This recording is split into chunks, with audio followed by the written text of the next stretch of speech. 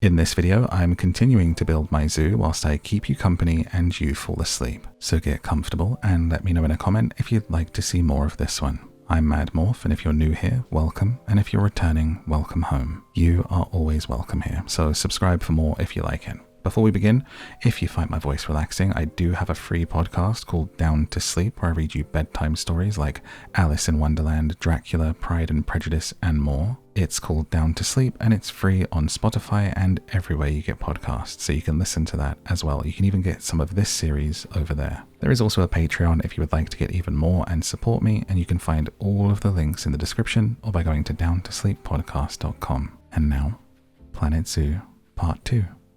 Good night. Welcome back to my zoo build so far. Going to be continuing on from here. This is what we have so far, and we're going to be building out from here. We've got a lot of space to fill, a lot more to do. Really just got started in that last episode. We built our polar bear enclosure. Having their breakfast here. Ate that quickly. Even the pizza arrives. Our custom built cave, kind of, that could definitely use some work. We've got our lemurs in the baobab tree, hanging out here. Where are you? Chilling out, hanging out. Next to our red pandas. And this is an old build. If you saw the last episode, this is a blueprint that I made back when the game first came out 6 years ago. I brought it back for our park here. And I think the last thing we did was the orangutans, or orangutan, who are in here, which from the top looks really cool with the canopy. And they're hanging out in here. 'Cause I'm on the outside. Is this cracked? We have cracked glass. Barrier status 67%. We have to get someone to repair this. I wonder why it's getting cracked. Call the mechanic. We almost had a Planet of the Apes situation on our hands.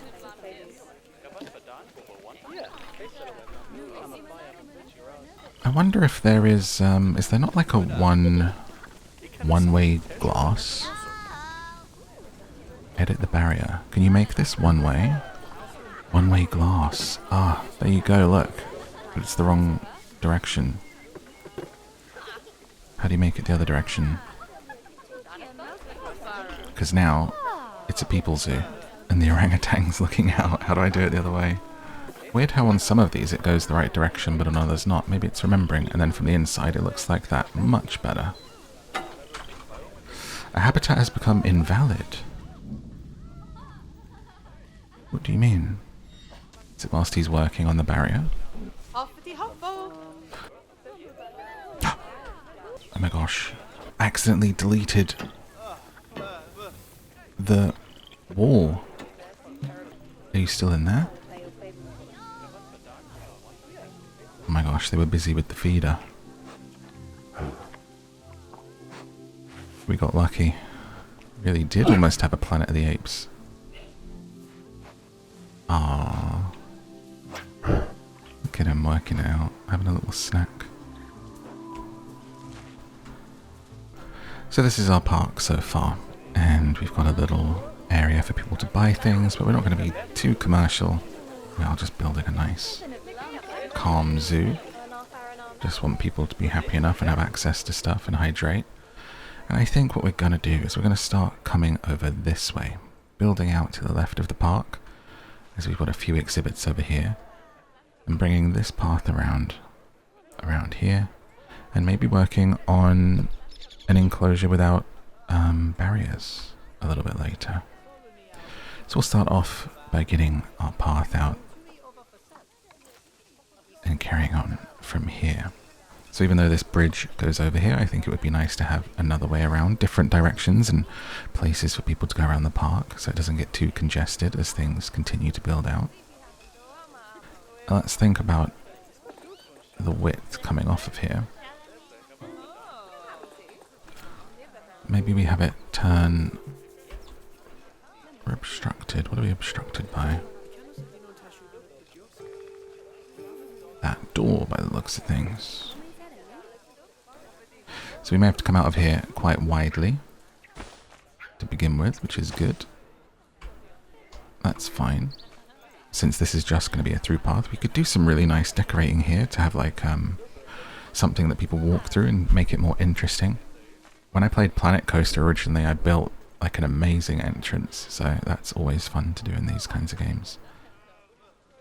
And we'll just start to bring it around the back here, as it's another place for them to also enjoy this enclosure from. A nice big slow loop. That gives us a nice arch there that we can build off of and go up from. Now I think, let's try and picture it. Try and get a picture in your head first before we start to build. Try and visualize and think about the direction you're going in. And then get distracted by our beautiful polar bears having a swim. Polar bear family. So cute. Okay. Because I'm almost thinking, how far can we come up here? Quite far, right? It's a pretty big map.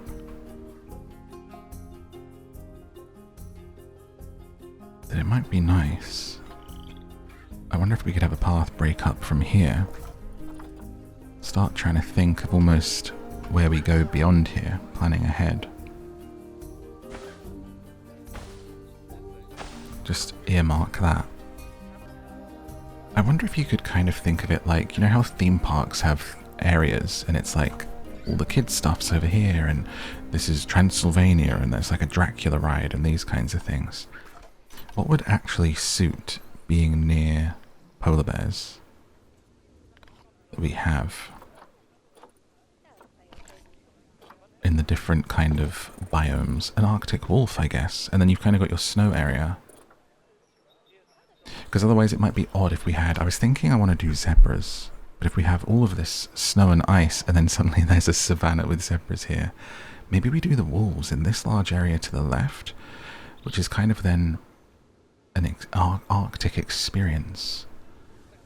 And this way could be the savanna, so maybe the zebras come over this way. So I think we'll do the zebras first, and then we might bring wolves and do some Arctic theming in this direction.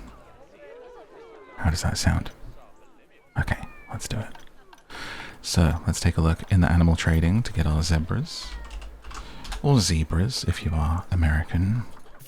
Zebra. And let's see what we need. We have plains zebra, near threatened. Equus quagga, native to eastern and southern Africa, preferring to live in easy reach of water sources on the savanna, divided into 6 subspecies separated due to different features, varying strip patterns. That's cool, isn't it? Plains zebra have the black and white stripes, famous of all, but are smaller than Gravy's zebra and larger than mountain zebra. I didn't even know there were different kinds of zebras. We're learning. Males are generally 10% larger than females. Very interesting. So it's from Africa, eastern and southern Africa, and the biome is grassland, and they need 510 meters squared. And they like it quite hot. And a grade 2 fence. So 510, grade 2, that's what we need to know first. And the height, I suppose, would be handy. The height is 1.25. So let's take a look at what we have for the barrier. Grade 2. What can we do? Can we do something that's a bit different to what we've done? Doesn't have to be super high resistance. A hedge is not going to be strong enough, but a chain link is. Makes me kind of sad to think of the zebras being in chain link, though. What about if we make the effort to do an open area for the zebras that has no fencing? How about that? Is there any requirement for that? they just need to not be able to get over it, right? It just needs to be 5'10", so we go through what's called a null barrier. Define the perimeter of a habitat where a barrier isn't needed, a river for animals that can't swim. So let's think about having it off of here and create a habitat that is free of actual barriers. Nice for the zebras to enjoy. So let's bring it around this way. And I think we can go to this wall. I'm going to assume. And that can go to here. And instead of it being null here, what we do is have the brick come out as a little kind of back end of it. Because then there's going to be a gate here that we come down into so that the zookeepers still have access to it. Can we have a nicer gate? Can it be wooden? Is there any sort of resistance on that? I think wood would look nicer here. Does that work? Does that give us a habitat? Let's see. It does. Perfect. And how big is that? More than ample space for our zebras. So now we just need to work on the terrain. We need to dig down and create a barrier. So that looks like about the size that we want, 3. And then have we got like how far down it goes? Flattened foundation, flattened surface. How can we... Like I can do that, right? And then that becomes our moat.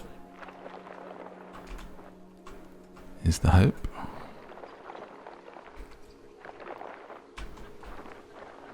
Though it's not quite going down, is it?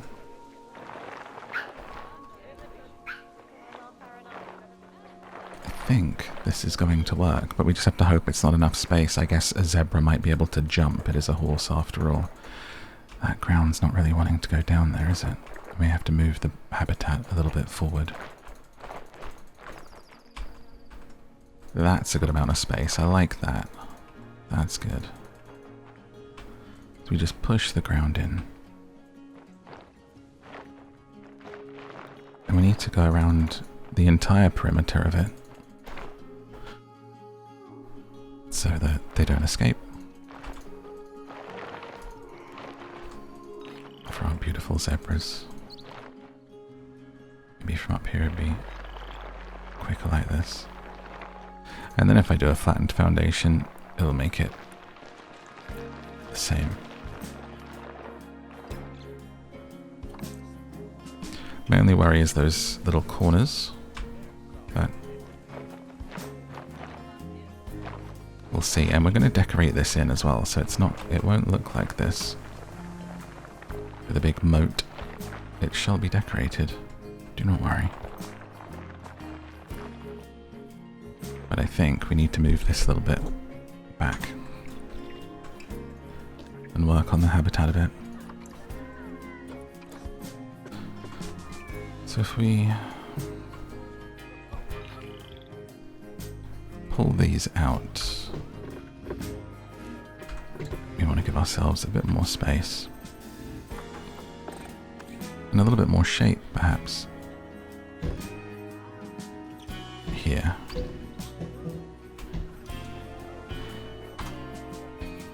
Which will give us room to dig the terrain down.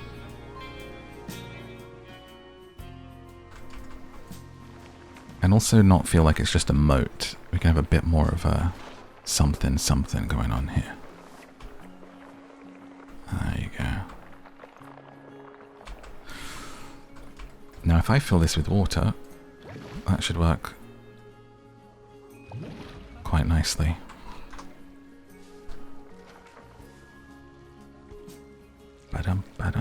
Okay, so now we have our habitat. The habitat is empty. The terrain is long grass. I guess we could just bring a zebra in and see if they, what needs to be done and if they take to it and what they need. We'll pause it though, so that they're not suffering whilst waiting. Let's bring you in here. Dabia. And see what you need. As we are serenaded by a lemur on a keyboard. Ours playing Mad World by the Gary the Jules.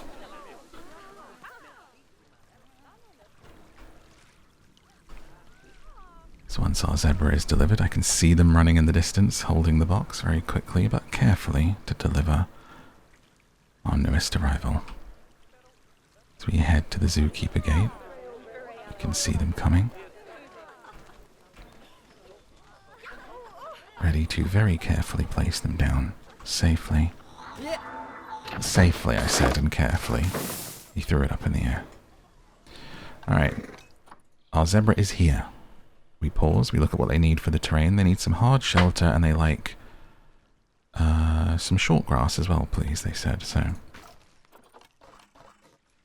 come over to our terrain and make sure that they've got some short grass in this area. Looks like they even actually much prefer it, so we'll make a nice big brush. And we'll have all short up here, and we'll bring it longer grass towards there.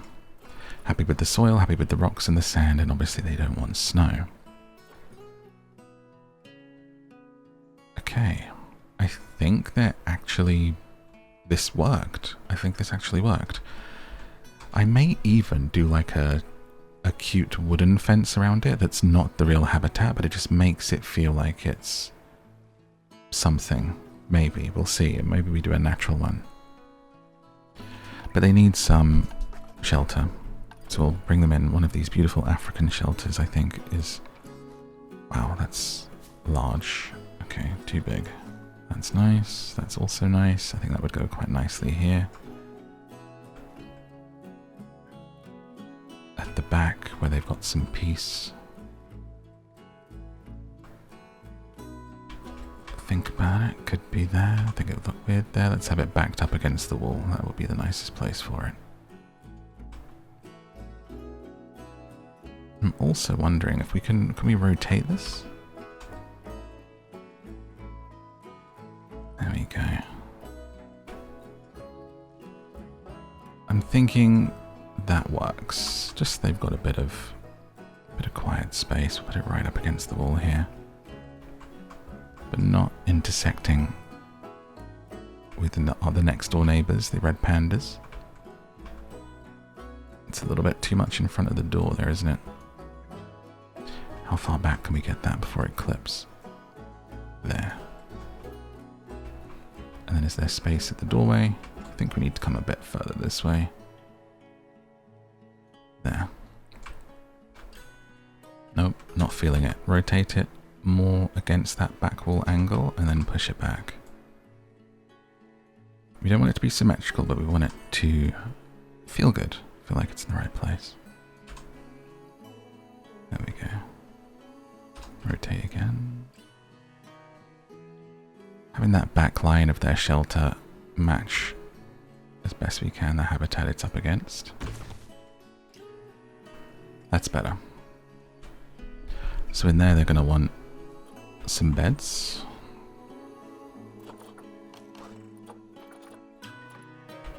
What would you sleep on? Oh, I kind of like how it curves up like that. But it does mean we need to bring it down a little as well. But that's really cute. A natural curve up into their sleeping space.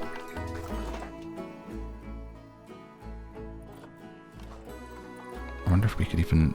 Could we put the bedding there? I I'm wondering if they'll like clip through the ground if they're encouraged to sleep up there though. Maybe they should sleep down, but it kind of feels safe that it's curving behind them, you know?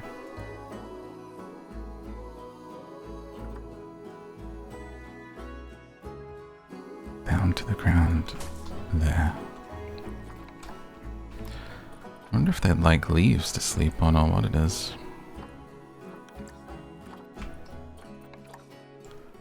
They might like some leaves too. Out the front. Give it a bit of character. So there you are, my sweetheart. Look at you, still celebrating your arrival. There's golden confetti surrounding them as they look over there. Oh, they're so beautiful, aren't they? Look at those eyelashes. Amazing creatures. Now, I think you're pretty happy. Like, the savannah and stuff like that, they just want the open, the terrain distribution here. They're not looking for much in their environment. They're happy, like, very happy with the plants, and there's literally nothing here. But we are going to give them some extra decorations as well. And they definitely need food and enrichment. So, we'll get a large food trough over here. We'll have them eat where it's a little bit quieter. Maybe even create a little bit of quiet space around here with some coverage.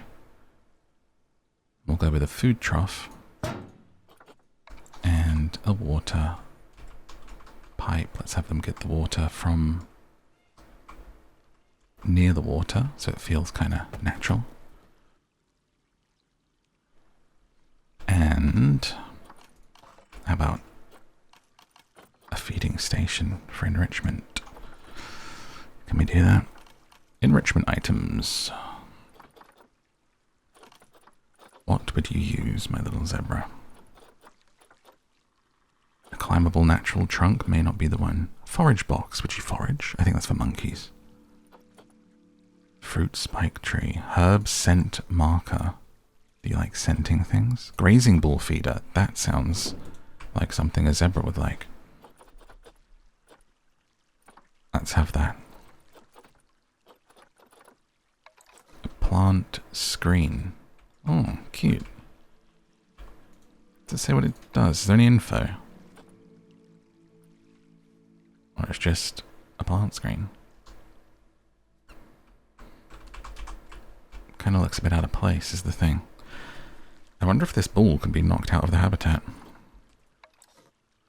Ooh, and a pillar to rub on. That sounds nice. Let's have that over by bed. Have a little nighttime rub before you tuck in. There you go. Now, let's come over. Let's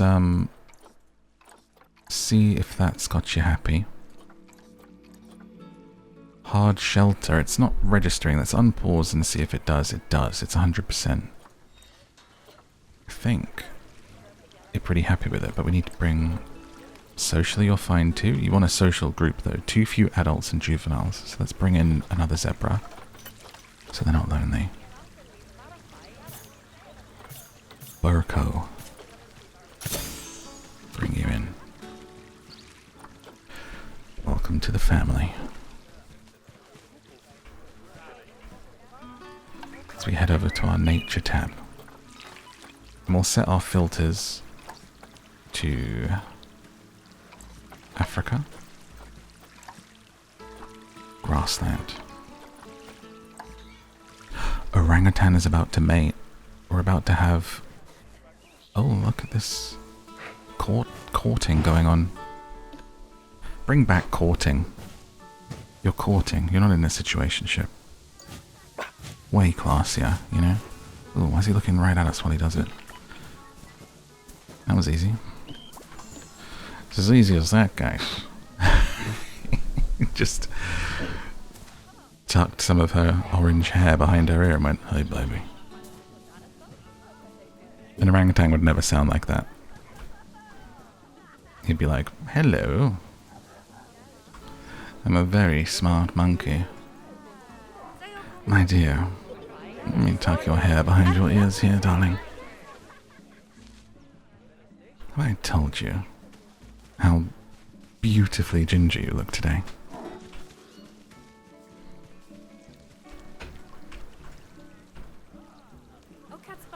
Alright, look. This is how people enjoy a Barrierless habitat. Can you drink the water? You're going in the water. You're escaping. Oh, this hasn't worked. I didn't think you'd swim. Everyone's running. And you just wanted to play, and you're looking a little sad about it and going back to your habitat. But everyone freaked out. Are you drowning? What's happening? You seem to be in some distress. You've technically escaped. I'm going to call the vet. And perhaps, yeah, your emergency capture, because I don't think you were doing right. That's an issue. Our zebra almost drowned. How? The discordant soundtrack of this moment as a monkey plays a keyboard. It's like an A24 horror movie. The zebra escaped. Right. What do we do? Serious injury discovered. Poor baby. What happened? Burko, you only just got here. Alright, better pause. Why are you injured? Vet assigned. Call vet urgently. Call keeper. You're not even who escaped. You're so injured. We can see the injury on you. What happened, sweetheart?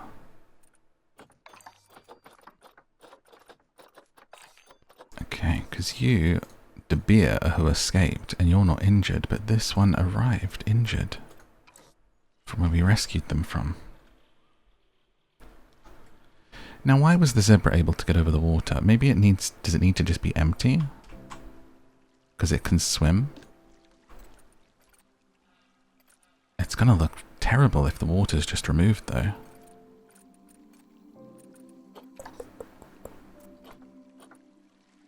I thought you were going to have a little drink whilst everyone was watching you. Okay, let me try removing the water and we'll see what happens. I can decorate this in. We can put, like, fill it with trees, make it look like you're looking through into the savannah. But I guess we better keep an eye on them for a minute and see if they escape again.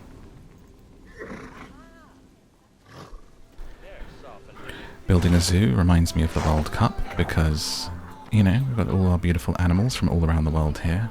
If you haven't been enjoying the World Cup, I have a lot. Since I was a kid, I've loved the World Cup. I like football, and the World Cup is my favourite thing. So every 4 years, I get really into it, watch as many games as I can. I've only missed like 2 games so far because they were at 5 in the morning. But I have been staying up for the 2 a.m., 3 a.m. games. Try a game, you know, and maybe if football's not for you, at the very least, the thing to do is to look at the fan experience, like Google it or look at it on TikTok or something. Seeing different countries' fans having fun with each other and embracing each other, it's this really healing thing that I think the world needs in such a big way at the moment. So much of our world at the moment is divided by the fear of the other, and everything aside with the World Cup and the economics of it and how expensive it is and everything else, you know, there's something in that just to see. Here's people from Japan hanging out with people from, I don't know, Ghana, or you've got like Koreans and Mexicans hanging out together and like having fun and enjoying the game. So even if you're not into the football and not into the World Cup, do yourself a favour and at some point put that into your TikTok, your Instagram or whatever, and look through fans just enjoying each other's company. Because it's really special. It's something we need more of in the world. And that's the magic of the World Cup, baby. As well as the football. But I love the vibe. So, it looks like you're not making a mad dash for the escape again. And Burko is back. And healed. And as are the people who are enjoying the view. So, lesson learned, I guess. Don't give you water. It also did look like you were drowning. So I'm wondering if that's why you have no need for water in your terrain. It's because you bloody drown, love. But we'll keep an eye on you. But what we are going to do is start to get some beautiful nature in here from the African grasslands. Give you some big old palms to make it feel a little separate across the back here. What I like to do when I'm placing the trees is you can just hit Z and X, which rotates the thing that you're placing. So you're not placing, if you want to do it quickly, but you want a little bit of difference, you don't want the trees to all be placed in the same direction and orientation. That does just kind of help give you something that feels a little bit different as you go about placing them. Like right there, I'm not quite loving that. Let's move you there. Keeping an eye on you. Look at you checking out the tree. Yep, that's one of your trees from your home. You like? Yeah, it's alright, I suppose. I'd like some more of them. Okay, I'll get you some more. Nature. Ooh, these are nice. Aleppo pine tree. Got a few of those knocking around. Oh, these are good. Tall. That's going to feel like there's coverage and it is something, but it's not restricting too much of a view. It just looks nice. That's pretty cool. What else do we have in here? Oh, grass. Here we go. Now you've got a bit of peace and quiet. On that corner. Oh, what's happened? What just happened? Why did you get boxed up? I'm so confused. Many guests think it's underpriced. Okay, I'll whack the price up then. It's now $30. Why do they keep boxing them up?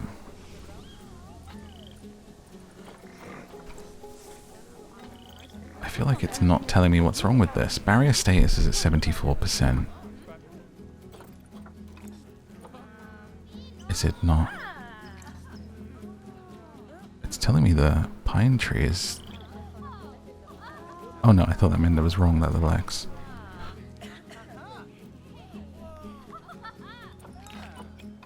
Why do you keep needing to be boxed up? What's happening?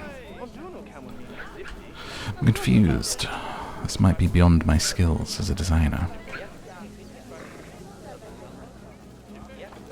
Let's bring a little bit of grass there, so that corner is just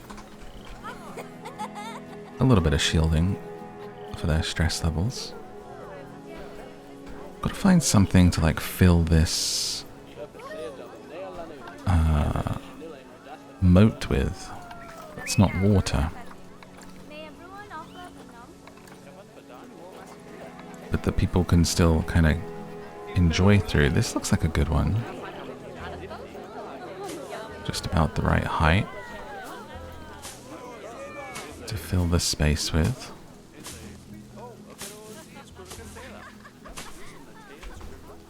I like that. It's better than just a hole, you know? We'll do the same thing through and then we'll add some sort of variety through it with rocks and bits as well. But for now, just using it like a paintbrush. So it's not this ugly, garish moat with nothing in it.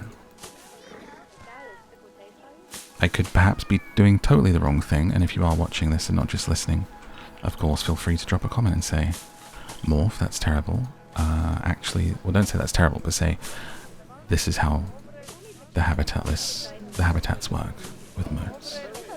This is what you did with the zebras, and that's why. That's how we learn. I'm certainly not an expert in anything that I play, but I give it a good go. And it's all about the enjoyment. That's always been how I play games. It's not to be the best, it's not to do the best thing. I am just a guy on the internet trying his best. As we all should be, you know. Replace with yourself. You're just a blank trying your best. And remind yourself of that, you know. Maybe you're being a little bit harsh on yourself. Something didn't quite come off the way that you wanted it to. Feel like whether it's a bad thing or something you're reaching for, just remind yourself that you're trying your best. If you are trying your best, if you're not, then give it your all. That's why you should always try your best, because if you do, nothing else matters. If you did the best that you could, you can be proud of yourself regardless of the outcome. You know?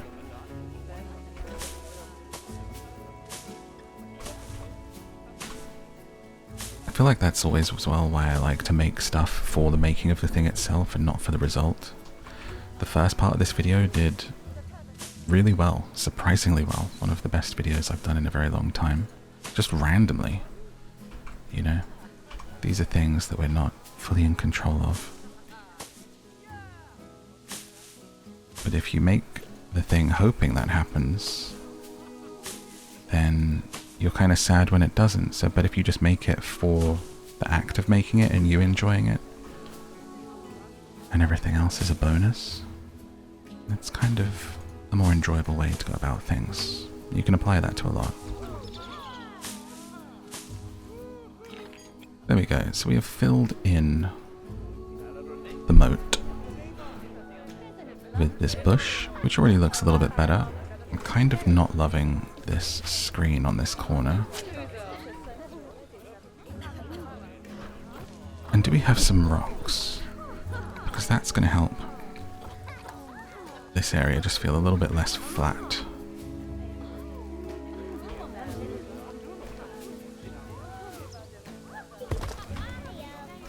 As to where it is currently.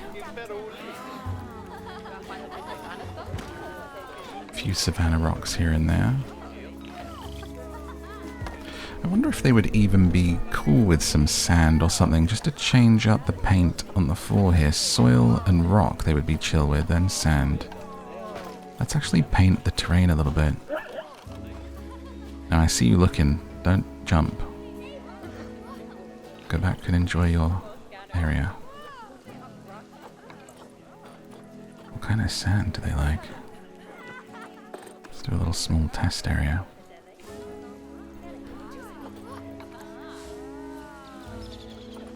Coarse. It's coarse.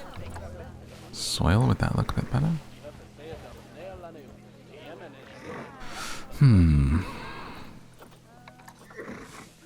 Don't love the color of the sand, actually. Looks really flat. We might need to do some terrain work so this isn't just a flat slab. But I think the soil might be more of what we're looking for there. Oh, like playing with the ball. So cute. And we'll put it on the edge. Orangutan's about to have offspring. Drop everything. Watch the baby be born. Ha, ha, he. She's like, are you mocking me because I'm an orangutan doing he noises? No. That's how you have bear beloved. So I've heard. She's like, leave it. I'm fine. It's funny, isn't it, how humans, I guess, have so much work and effort going into making a baby. And animals are just like, just pops out. Carry on with their life, just falls out behind them and they're like, well, you're here now. Welcome to the world, get on with it. Different animals do have longer periods of care, of course. But it's very quick. The family of swans that I watch, which I post to my Instagram story, there's the highlights there. Every year, every spring, watch the eggs into cygnets and watch them grow up. They spend about 6 to 8 months, and then they move on. They're taught after being taught. But they have a habit, the ones near me, of not moving on, so sometimes they have to be relocated by the swan rescue. So they're like, well, I like it here. I want to stay with you, Mum and Dad. They're like, get out. Gotta make room for new babies every year. There's the baby. Oh my gosh, you're so cute. What's your name? Hi, little buddy. Dharma. He's a Lost fan. Or an orangutan. Little male. This little guy takes me back to being in Spain watching a baby orangutan for hours. Oh, so cute. Great animations in this for the animals. I love orangs. I've had an adopted orangutan for the last 4 years, 5 years? Maybe longer? I can't remember when we first did it. on the stream called Tim Tom. A little orangutan girl called Tim Tom. And she's in a sanctuary, growing up and hopefully learning how to be released to the wild. Oh. And they send updates. I did it for, like in the stream's name, back when I streamed, I adopted like 5 or 6 animals. Important alert, requires attention. What? What does that mean? Where? I don't see any alerts. Polar bear has matured. An outsider of the social group because you're old. Society today. Oh wait, no, it's because you've matured into a young adult, so there's then, I guess, like I was just saying with the swans, perhaps you're not. Rejected by parents in solitary species, unable to breed and interact. So because you're now mature, they're saying it's time for you to go. Okay, we've got to box you up. Sorry. I'm going to release you to the wild, my love. Kissing me, kissing you. It's time to go. You're free. Now that wasn't very nice, was it? Khalik. That was your daughter. It's like she was having a little dementia episode. She was like, who are you? Get out of my house. Kissing me, going, it's me. It's a me, kissing me. She said, no. You got too old. I don't recognise you anymore. You are no longer my daughter. Kissing me, looked over her shoulder as she left to the wild and said, but you'll always be my mother. And then she was gone. Sometimes the mother still sits and thinks and remembers that girl she raised.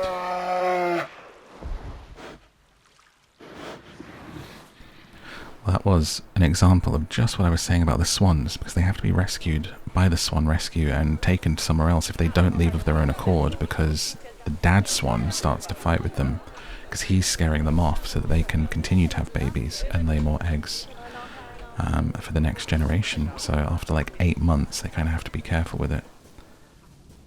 It's quite fun though. Some of the springs I've gone down every single day watching them grow, and you know, the last spring there was 3 that survived out of 6 through to kind of juveniles, and 1 left really early, like 6 months in or so, and 2 were always together and they stayed behind. And it was really interesting to see, like, oh, that one was almost like a young adult quicker and like moved out of the house, and the other 2 kind of needed each other. They were always together. I called them Gimli and Legolas, the 2 that were always together, and Aragorn went off on his own, so it worked out quite well. Independent. And the dad, the parents I call Bella and Edward, because I was reading Twilight. Still am reading it on the podcast to help people sleep. And so I called them Bella and Edward in honor of that. And I didn't even clock Bella Swan. It makes perfect sense because that's her name in Twilight, guys. But you can, I'm on Midnight Sun now. I've done the whole saga. So if there is any Twilight fans listening and you want to listen to me read the audiobook, it's on Patreon for Down to Sleep. The link is in the description. So we're doing Midnight Sun every week. We've done 30 episodes so far, but that entire saga up to that point is already there. So an animal is stressed. I'm wondering if maybe we should change this to animal is stressed trying to hide. Maybe we should change this barrier here to one-way glass. I think that would be helpful for our lemurs. Glass, glass, glass, one-way glass. There we go, that's what we want. Because I was wondering why that was happening, why they were so stressed. And I did not realise we could do one-way glass. But there's quite a lot of glass on this. Oh, no, we don't want to do the whole thing. There we go. That should help a lot with their stress level. I hope. Do you feel a bit better now? Yeah, I do actually. I'm going to write a little song about it. I feel better. Is that it? I was thinking about the next note. Do you want to maybe play one? A bit scared of it now, actually.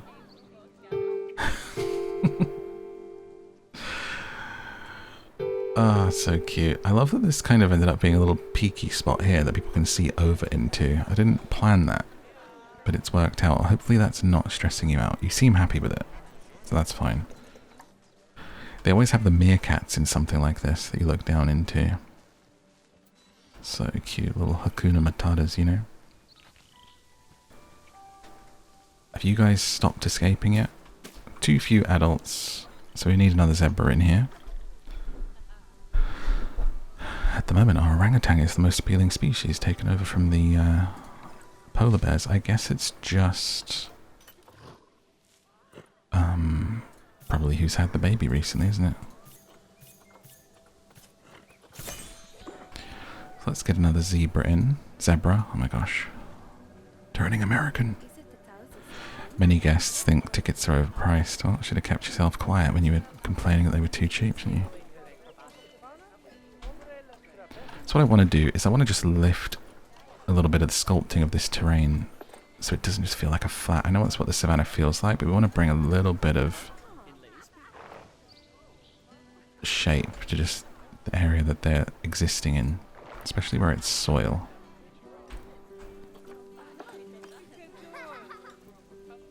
So it's just not completely flat. Unfortunately can't do it too close to the barrier. That one looks a bit weird. There you go. And leave that.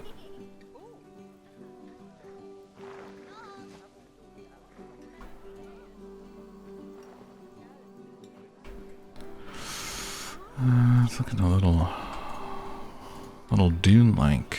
Let's change that over. And then just blend in the long grass to the soil a bit better.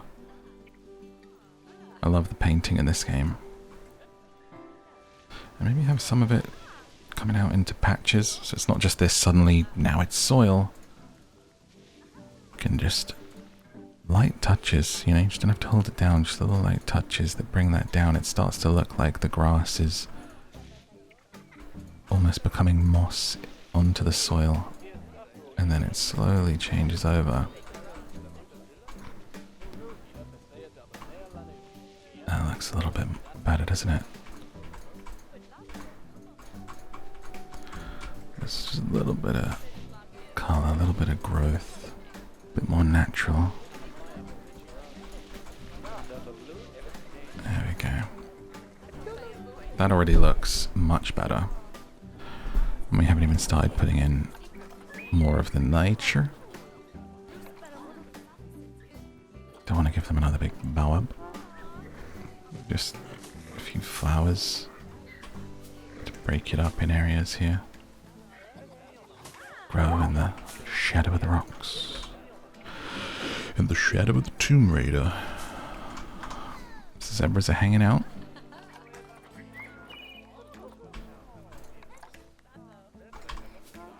I'm trying to think of how else we can break this moat up. I wonder if just the occasional big old bit of elephant grass here around it would help. Let's see how that's looking from up here. Obviously we've got to move it each one down a bit.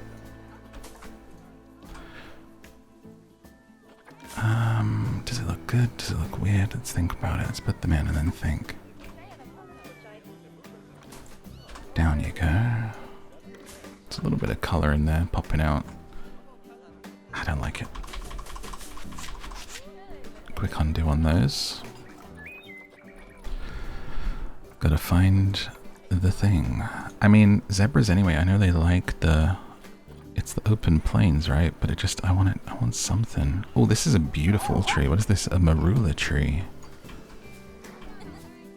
Let's have that coming out from there. Gorgeous. We could have a little patch of nettles nestling around this tree, couldn't we?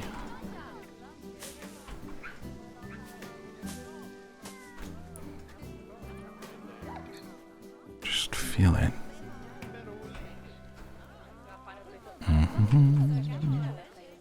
I wonder if really the secret here would be to do a little... Not even... It's not a barrier, but just a little fence in front of the people here for their own kind of safety. Maybe that's why it's looking a bit strange. Ooh, we could do a full-on African-themed one. This one looks really nice. It's a little bit less strong on the theming. That looks great. That is what we want. Let's rotate that.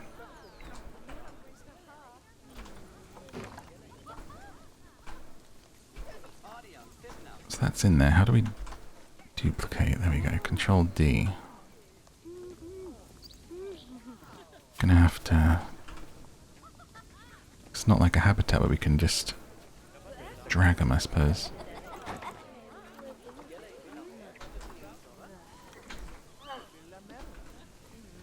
Get the fence going along. Imagine fences just appearing whilst you're literally standing there going, "Hi! What gives, buddy?"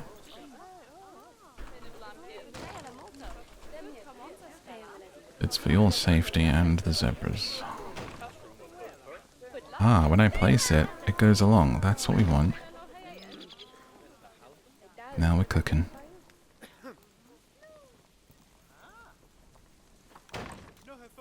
Okay. Yes, that's perfect. That is quality of life right there. Every time I place it, it's giving me another one to stick down. Perfection, sweetheart. Just making sure we're curving it as we go along. I think it's worth doing it individually for each one,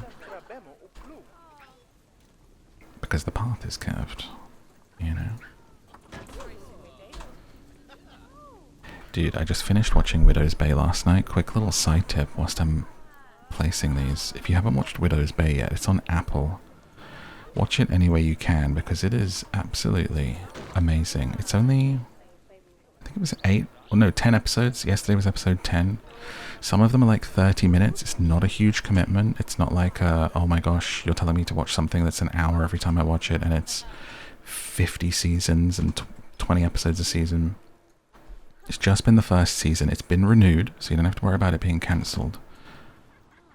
There is going to be a season 2, and it's, hear me out, a horror comedy, but it's not super scary, and it's not like, it's a really good kind of humor. Like, it's actually funny, and it's really fun. And I actually haven't seen it, but it's one of the writers of Park and Rec, which is supposed to be really good. But I actually haven't seen Parks and Rec, but I love Widow's Bay. It's about this town on an island, and kind of like all supernatural stuff keeps happening, and what's going on, and the mayor trying to turn it into a tourist hotspot. There's elements of Twin Peaks, kind of Twilight Zone, kind of Goosebumps. There's little bits like Jaws references in there. It's like, you know, all of that kind of stuff going on. It's so worth checking out. It's really, really good. Really, really good. My favourite show this year, I think. New show. It's kind of rare to really enjoy a comedy like that now. So many comedies just aren't funny.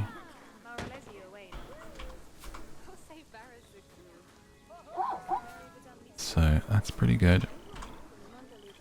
And the finale was great, and I can't wait for the next season.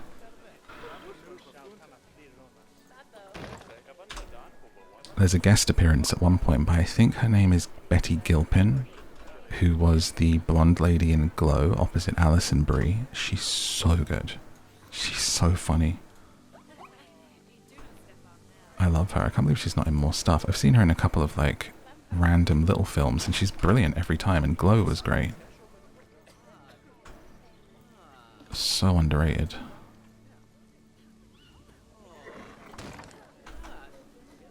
Okay, getting this fence placed around. I think it's looking pretty good. We can take a little look here. That is helping a lot with our little dug moat. Absolutely. Dug moat. There's probably someone in the world called Dug Moat. What do you call the man with the spade on his head? Doug. What do you call the man with the seagull on his head? Cliff. That's the kind of humour I grew up with as a kid.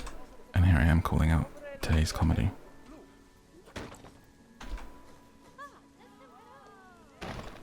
I went to the doctor. I said, Doctor. Oh, I feel like I'm a pack of cards. He said, sit there, I'll deal with you later.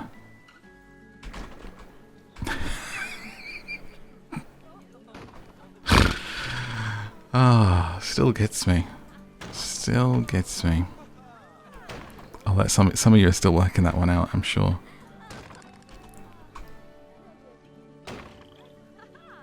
Okay. I don't know if I want to do the whole thing with a fence here, so we're just going to come up to this edge. And maybe even curl it out inward from here.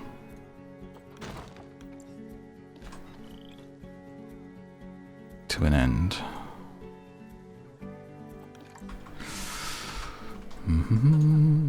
Delete that last one. And you could just like end it with like a tree or a rock or something on the end of it here, so it doesn't look like it just suddenly stops. Every so often, like, there's a kid shouting in this game, and it just sounds like the sort of the tone of it kind of reminds me of that sound that's like, bing bong, take her to the moon. Every so often. I don't know if I'm the only one hearing that. So we want a little rock on the end. These savanna rocks are not as nice as I want them to be. Just give me a little one like that. There you go. A little rock on the end. A little finisher.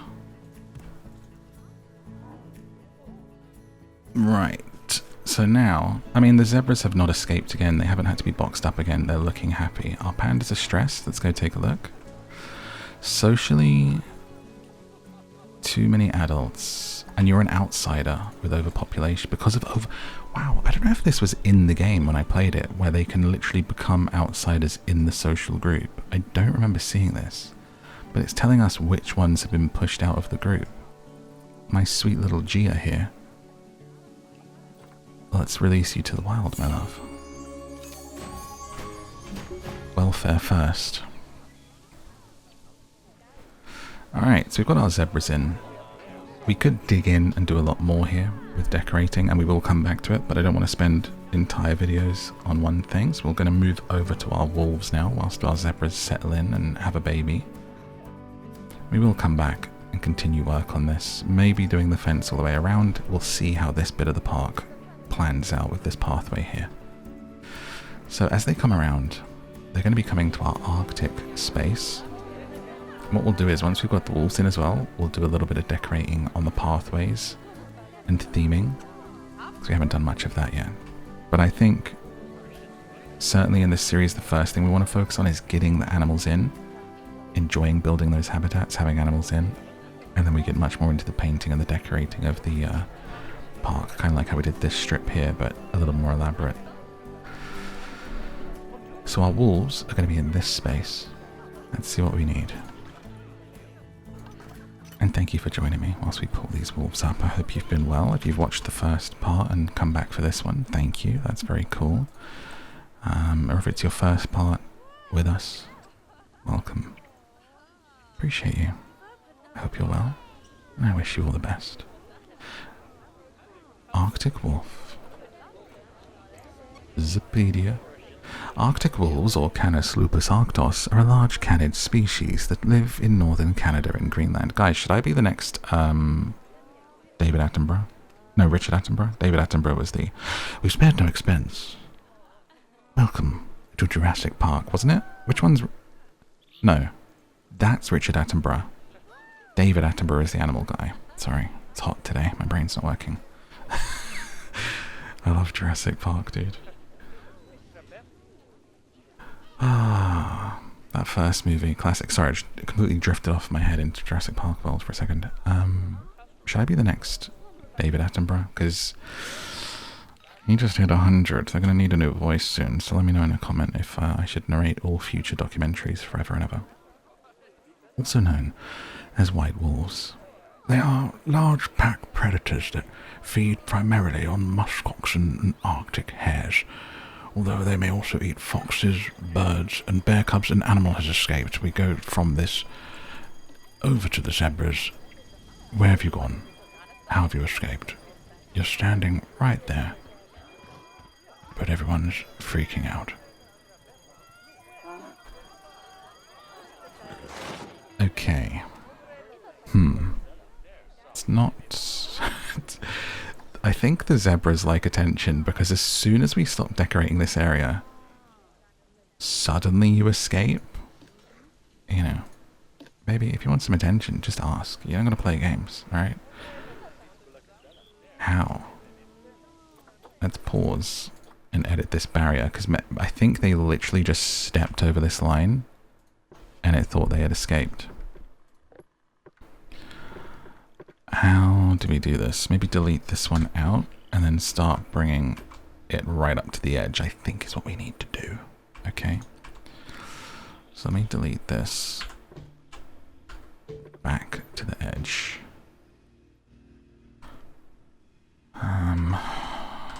So can we bring that out from here? A null barrier.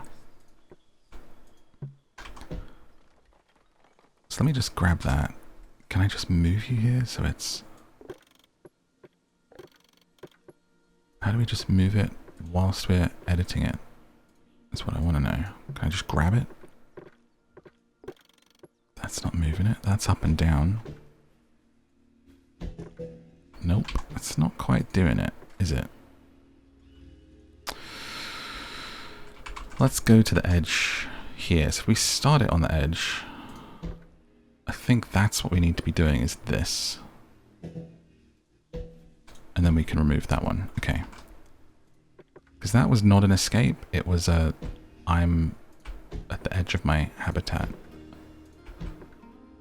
So really I think this is just us... I could even do it on the other side. I think it's us telling the game where the habitat is. You know? Like it could be in here. It doesn't have to be on the edge. It doesn't actually exist.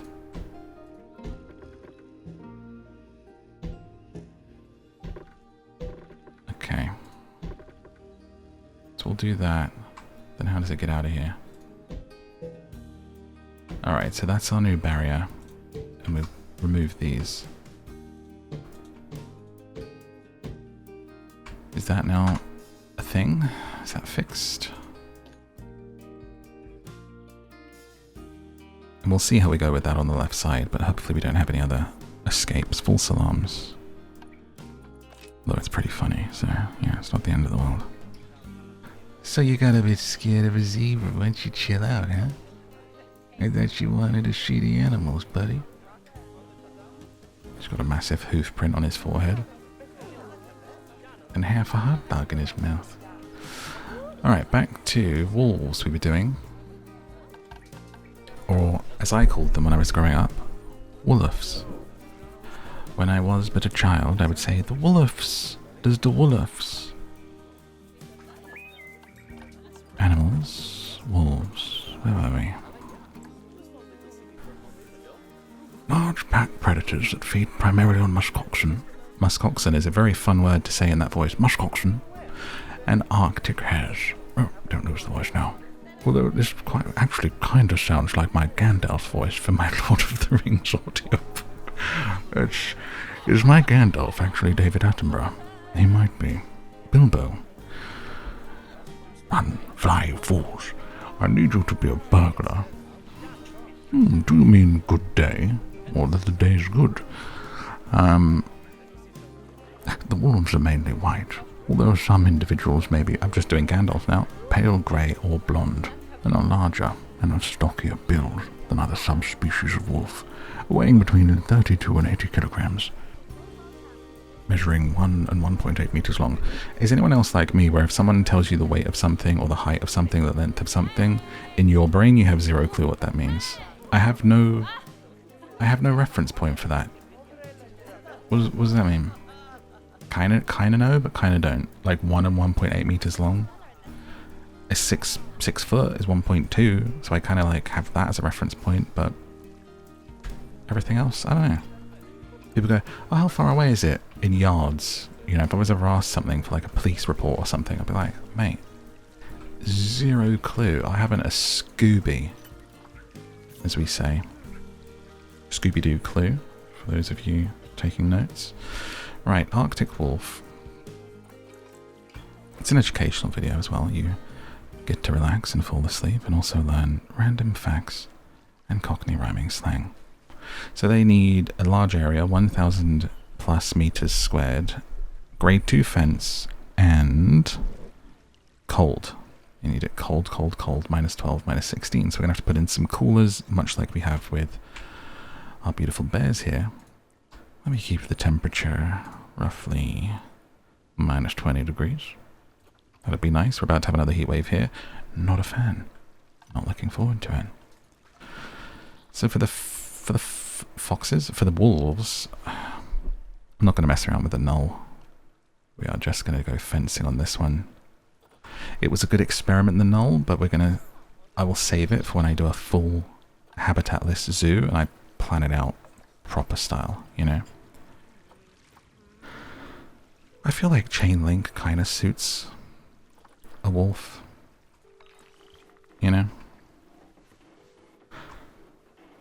So I'm thinking we've got a lot of open space here that we can use, so they've got lots of space to run in. So we're actually going to start over here, and we're going to bring it around the other way. So let's make this long, long sections of fence up this side, because we're just going to use the space that we've got. But let's also make it curved, so it's not just big old straight lines. Let's come out shortly first here, and then we'll start curving with large pieces, because they're going to need a lot of space. But we're going to use up most of it here, and then curve around and have a little kind of exhibit area where people can see. Oh, I'm liking this. I'm liking this already with those trees in there. This is going to be a nice little... Make this shorter. I want to come around actually here a bit more. I'm gonna make this like a... Wait, will the Arctic ones want trees? I hope so, because this would look so cool as like a forest here. There's no Arctic trees though, that's the thing. I was thinking I'll fill this with forest. Could do the Timberwolves instead. I'll think about it.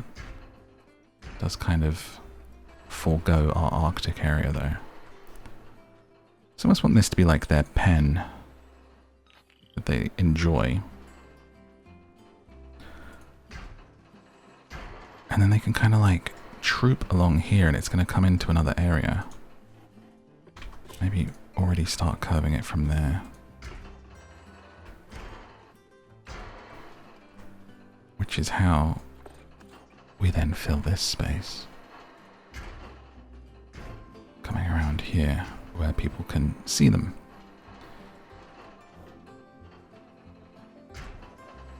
Like so. I wonder if we should have a path come up and people stand on that so it's not just against the path, but the path's already pretty wide. That's fine. Don't overthink it. Just do it. So we want to straighten up. We want it to be straight now all along this edge. There's no need for it to be short there because we're getting the kind of the pillars in between. Let's just have a big run section uninterrupted. Looks much nicer. Before we need to curve on that corner slightly. No, it's curve's not quite doing it.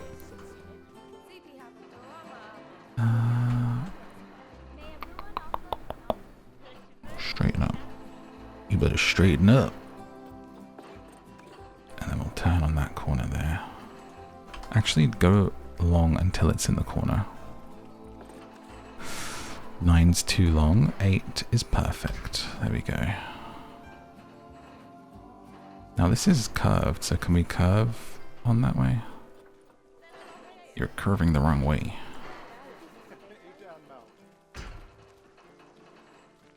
And I am available for nature documentary narrating. Although if I actually ever did narrate one of those, you would have to put up with me crying, because I find them really sad, even though it's the nature of it. Just whenever it's, and then the little muskrat got eaten. It's just, I'd be sobbing.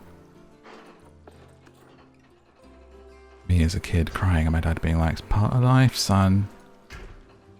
Circle of life, something's got to eat in it. Okay, father.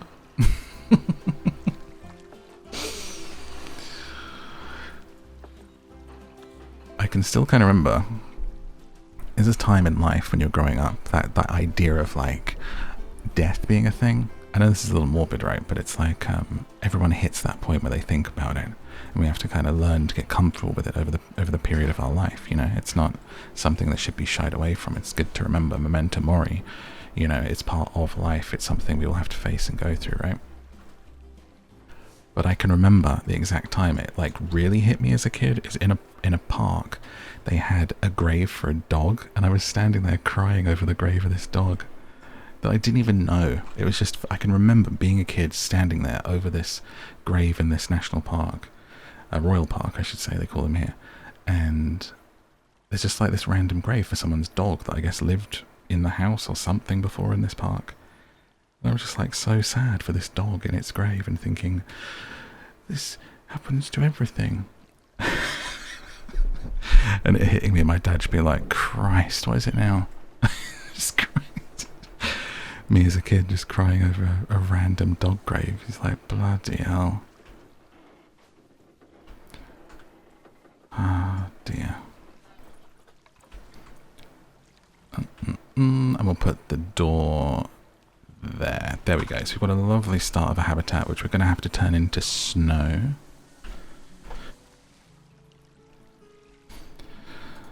And it's big. It's 4,628, but we want to take good care of our wolves, and it looks nice. There's no reason for it to not be that big. It sandwiches well with the polar bear enclosure, but we need to check out what we can actually put in here in terms of the filters, because I do honestly like the Arctic. Your option for trees is a Christmas tree. There's nothing we can do other than fill this with snow, which was the plan for the Arctic theme. I mean, look, they're going to walk through here and they've got Arctic wolves and they've got polar bears swimming on the other side. But I kind of just, this would make such a beautiful forest area as well with timber wolves. Let's have a look at what the timber wolves are like. Timber wolves. So what it says. Timber wolves, or Canis lupus, are a large canid species that live across most of the northern hemisphere, also known as grey wolves. They are large, generalist predators that will eat most prey they can catch, which are capable of living in a wide variety of different environments. Now I'm noticing the picture they have for them is they're in the snow. Can we put some timber wolves in the snow, but it's like the Canadian wilderness? The appearance of timber wolves varies wildly, and is widely, why is that hard to say? And is mostly dependent on which population is being observed. 38 subspecies, each with adaptations in their specific environments, thus causing their varied appearance.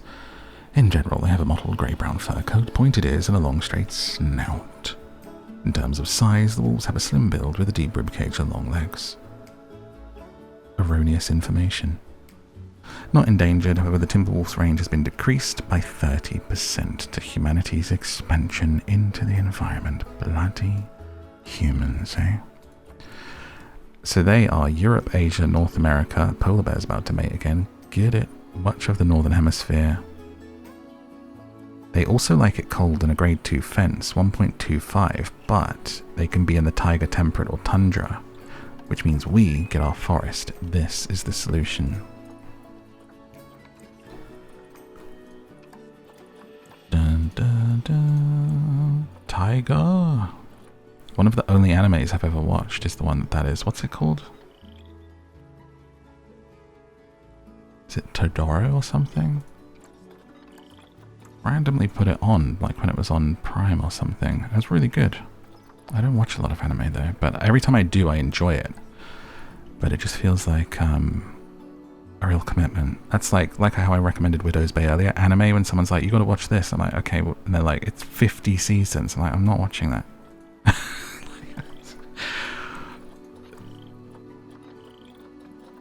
There is not enough time in the world for me to catch up. Right, biome. Taiga is like dead trees, Himalayan pines, logs, bushes, monkey puzzles, firs, cedars, and then temperate is the acacias. I'm a fan of an acacia tree. Nettles, silky oak. So I think the taiga is going to be the kind of in-between that we're looking for snow and woodland, especially with these cedars. That's going to be really nice. So we've still got to turn this to snow though, so that works perfect. We get snow and we get beautiful trees. So let's do this. Alright, let's start getting this painted. Let's go ahead and change our terrain to snow and do a nice big brush size. Wow, the brush can go very, very big. And let's bring that in.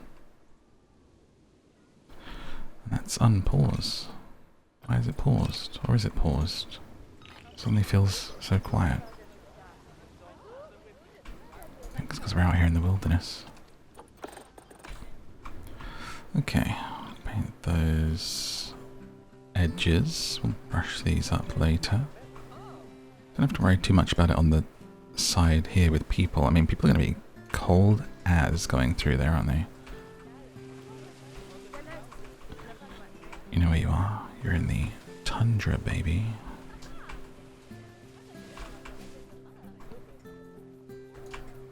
And then we'll add our coolers. Cool off. Under here. Habitat. Heaters and coolers. Cooler. And we'll try as much as possible to make it be in the biome and not on the people, but you're gonna have to have a little bit of a chill. Okay. Them's the breaks, if you want to see the wolves, okay. And that'll keep that area cold. We'll see that reflected as the snow comes in.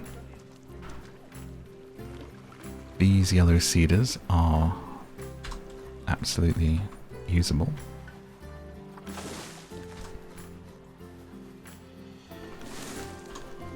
Let's just make sure all of the area is snowy. I think I have to turn up the coolers. I feel like we've been lied to about the range of these things, because I placed them perfectly, but it's not quite actually filling the area, is it?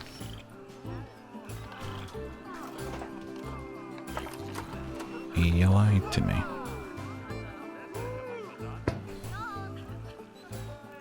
We want it to be snowy.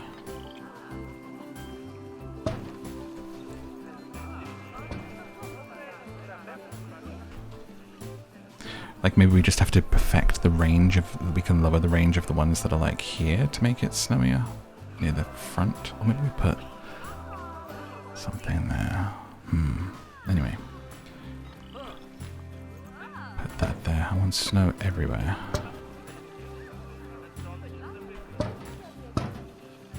Let's see how that works. So like this one's really close, but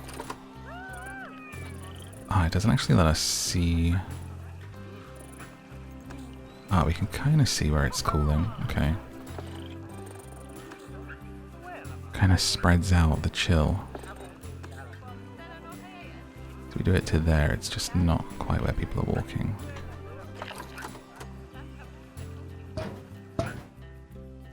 Okay. So those three have the same range. This is inefficient placement, but who cares? We're playing creatively.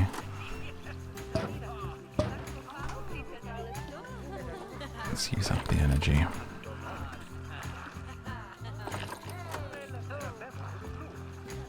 Ah, now I can see. If I hover over it, I can see the area shrink. That's cool. Okay.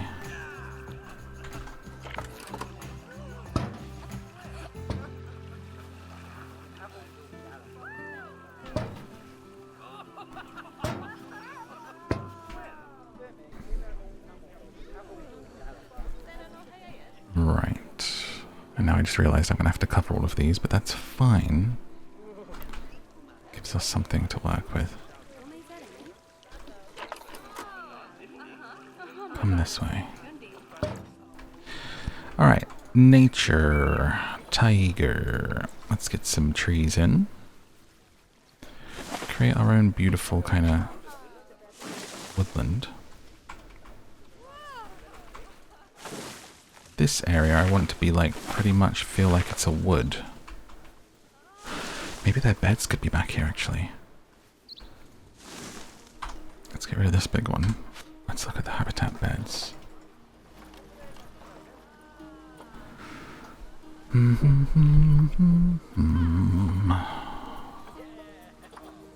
Arctic shelter. That looks cool. That looks like the kind of thing wolves would sleep in, honestly. Fits quite nicely. There's a smaller version, which I think looks even cooler. So put it to the back and rotate it, so it's with our fencing here. And that also gives us a good place to jump off of with decorating around it. I want to get some different lengths. Just going to ignore what a fire hazard this is with having the torches on the habitat. We're just going to pretend that's not happening. And this back line, just fill in with big trees to create kind of a background. Maybe even what we might do is pull this forward. Like this. So then we can continue that behind with these big tall ones. And it feels much more like it's part of the environment. Every so often changing size.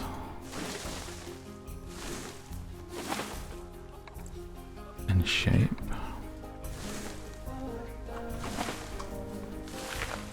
To blend it in. And let's get some stumps and stuff out front, and it sort of... What I'm thinking is this is deep, dense forest, and over here becomes a dead wood that people can then see them through. With broken Himalayan pines covering each of our snow temp controls. Gives us a nice point. They used to be like this every so often. There'd be like a dead wood when I was growing up. One time I went there with my friend. It was over near where he lived. And it was like all the trees would die. And they would just break off, and you could like punch the tree and it would crumble away because it was dead, and you felt like a superhero. And one time I like shook the bottom of the tree, but the top broke off and it landed on my head. And I thought, oh, I could have just died. Really hard. That was the tree saying, the end. Get out of my forest. They come with axes. I was like, alright, I'm out of here. I was a little goblin in the forest. Yes, a goblin.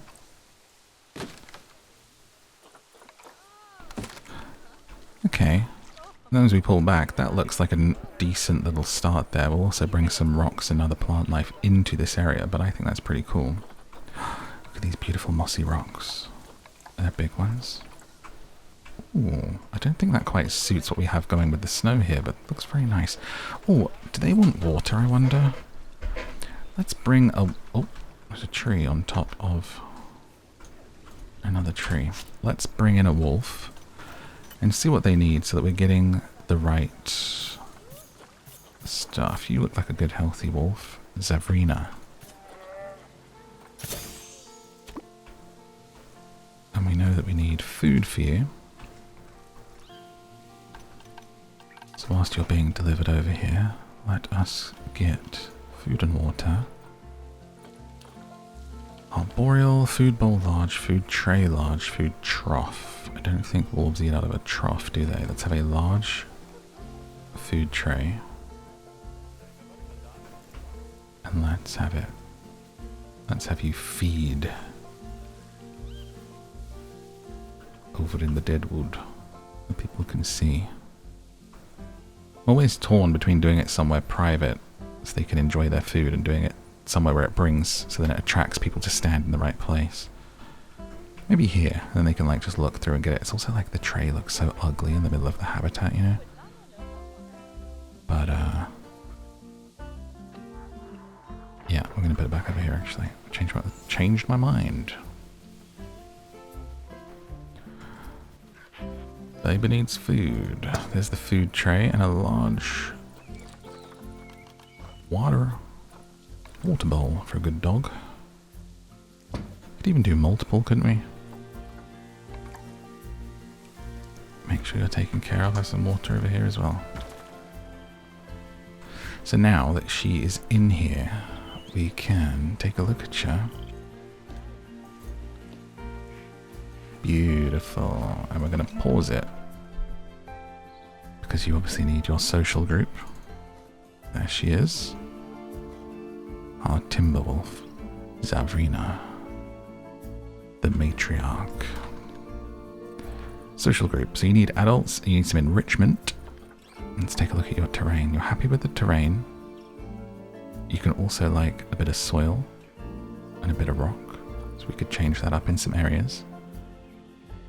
Enough environment, enough plants, enough coverage. As it said, they're kind of happy in different places. So we can decorate this according to our own means. But let's get some enrichment in here so I don't forget. Enrichment for wolves, a blood scent marker. That sounds about right. A chew toy. Why not? Let's put that where people can see a bit here. Your toys. And what else would you like? What's a gyro? What's that do? Oh, it says there on the right who it's for. That's... Wait. Yeah, in the tags. It's a huge thing for an elephant or a hippo. Maybe they rub on it. A large tire. Oh wait, can I filter this enrichment by animal? Ah, of course you can, you silly boy. Timberwolf. Prey scented sack. Yo, that's so cool. Do that over here for sure in the Deadwood. Wow. That's awesome. A pinata zebra. I don't know if we want to train them to treat zebras like they're pinatas when the zebras are literally over here in a barrierless habitat. Maybe not. Oh, an ice ball. That's cute. Rotation line feeder. What is this? Jurassic Park? Let's put that there. Want them to be well taken care of. A little bamboo feeder for fun. In your own little area here. So not everything is for them. There you go. Now you want friends, so we can unpause it. We've got, here's impressive, good longevity on another girl here. And it says Geron, but in my head I read it as Jason for a second. It's like Timberwolf's called Jason. It's like Xantara. And then there's Vanessa. Let's bring you in. Don't know how many you want, but I mean, wolves in a pack, right? I'm guessing 3 will be a good start, and we'll see how you go. As we continue to decorate. So let's move some of these out. So we want this. Maybe this is a nice way of doing it actually, is we'll have like a layer of trees and an opening that becomes their own. So we don't want to overdo it. Ooh, these look good.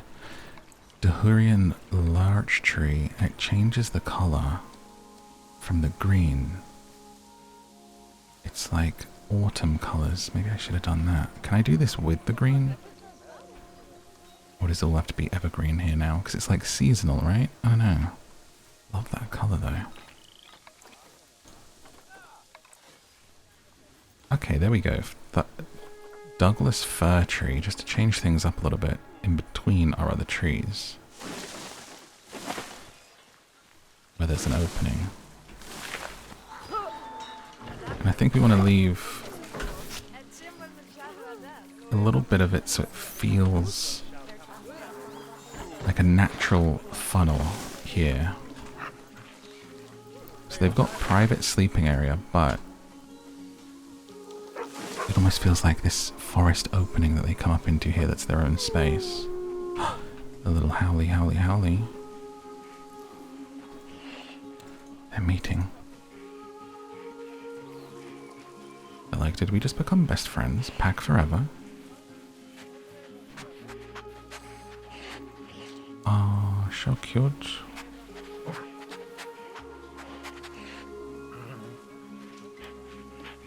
Playing with the chew toy. I body love animals, I do. Pandas are still stressed. What's the matter? Too many adults. Have you guys just been breeding like crazy? Any more outsiders? Is that what's going on? If we click the habitat, can we see the animals that are in here as a list? There's only 3 in there, but there's an outsider. That's unfortunate. That does mean you get released to the wild. Bon chance. Good luck. Bon voyage. Ring-tailed lemur. Stressed, trying to hide. Perhaps it's people hanging out here. Excuse you. I never said you could look from here. And you're stressing out my children. There we go.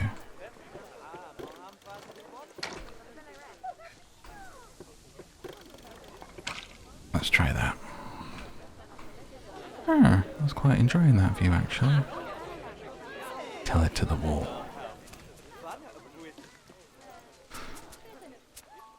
Thank you, Father. I feel less stressed now. I might write a song about this later. Zebras are doing well. We haven't had any escapes since we moved the barrier, so that's good. 3 chilling. No babies yet. Alright, back to our wolves as we get them situated and decorate with some nature.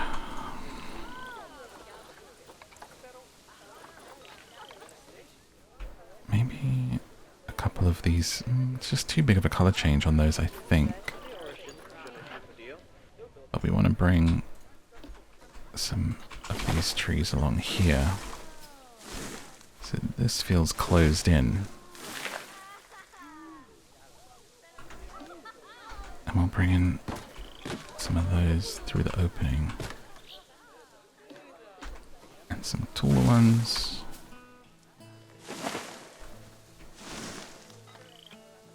And we can do them outside the habitat as well to almost like blur the lines of what's where it is, you know? I love it once you've got a few things and you can just click on them and duplicate them. Is really nice to save you from having to like place the same thing every time. Oh, what have I done? Polar bear is about to mate. I feel like you mated before. Oh, but of course it doesn't result in a baby every time. That's how baby making works. I know that. There we go. So we've got this nice, full, high-feeling area for our wolves. Let's cover in this gross power area. Panda is about to die of old age. Panda has died of old age. We didn't have any warning. We had no warning. She just went in the night peacefully. My goodness, as soon as we thought it. 15 years she did.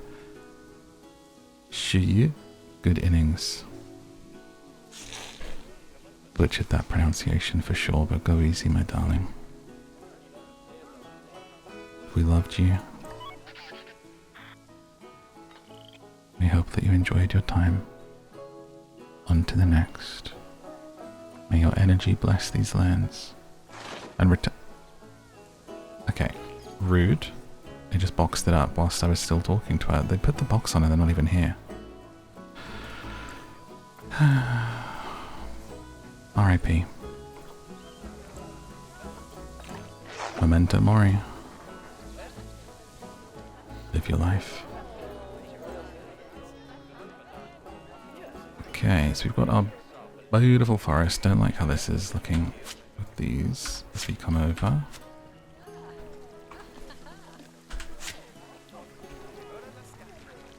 Opens into their own space there, and then they can come and run around here in an open area.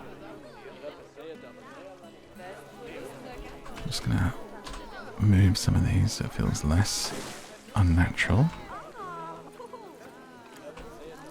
Let's have a little check on their happiness. Very happy wolves. Very, very happy. And very happy with the terrain. They have no need for water, so I guess they don't want it. No need for it in the environment. Which is fine, because we already have a large water area on the other side, so that makes sense for it to just be chill on this side. Let's see if there was anything else we wanted to put in. I like the flowers, but they're not going to fit coming out of the snow. We have to pretty much go trees and tree stumps.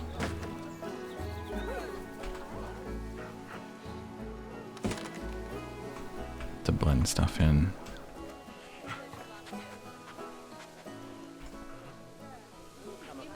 I guess you could almost do like 3 biomes here. We could turn this area into soil and, you know, because they can get on with in multiple areas.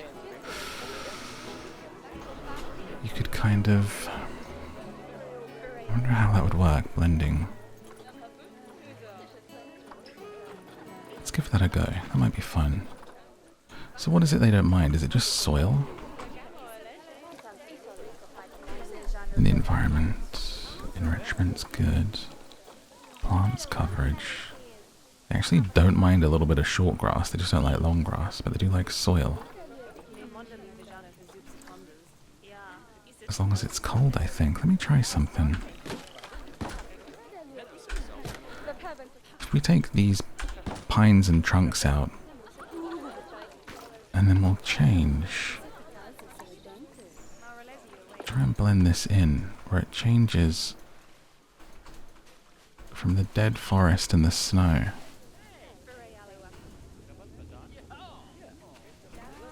into a different kind of area as it comes over towards the zebras and out of the Arctic. Can still blend the snow in like you're getting into a slightly warmer climb with patches of it coming forward.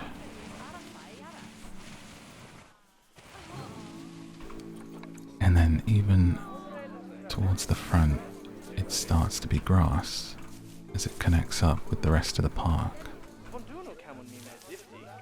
So it's not full soil, it's like snow into soil and grass. We could even like mix a little bit of rocks in here amongst the snow to kind of show where it's changing.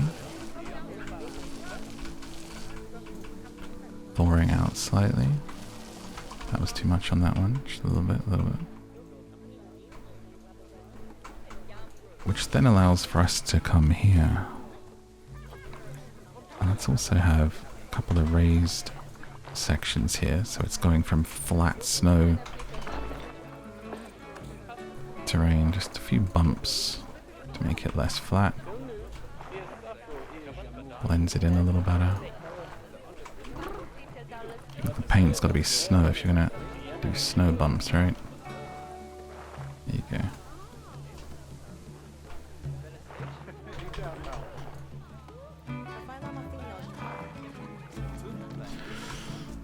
Bring that in.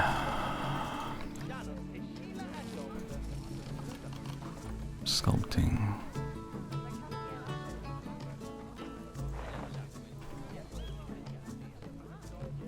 Just a little bit more of a natural shape to it, and then I want to try bringing in some of these flowers in this front area and see if they still dig it.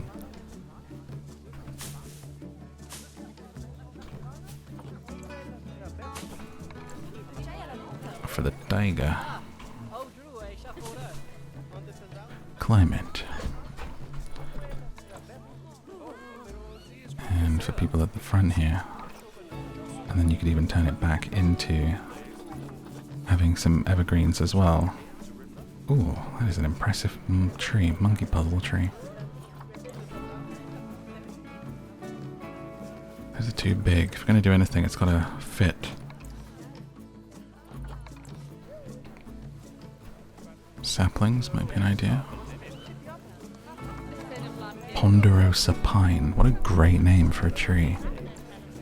Get one in the garden just to say, that's a ponderosa pine. Ooh, these are nice. A quaking aspen tree. That's pretty beautiful.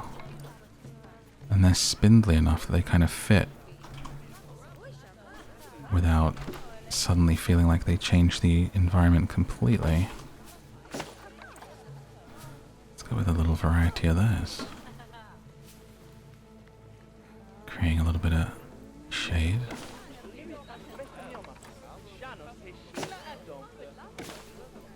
That looks quite nice, although it looks a little...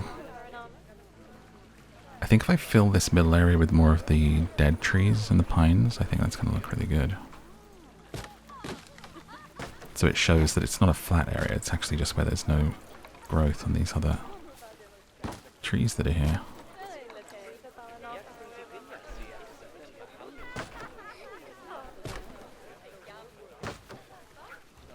And then it becomes nature again at the front. Get some mossy rocks in.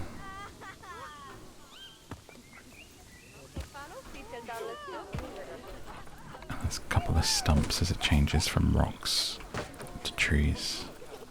Not every growth is making it. Ooh, caribou moss. This looks great. Blend that over the rocky area. I will indeed.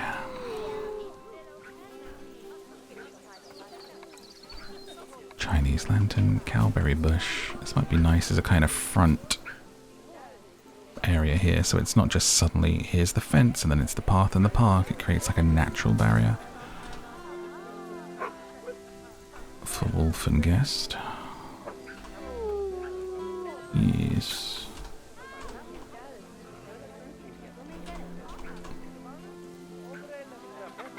You can see as we go through this series the different, as I go into different habitats, spending more time on each one as I get more comfortable remembering how to play the game.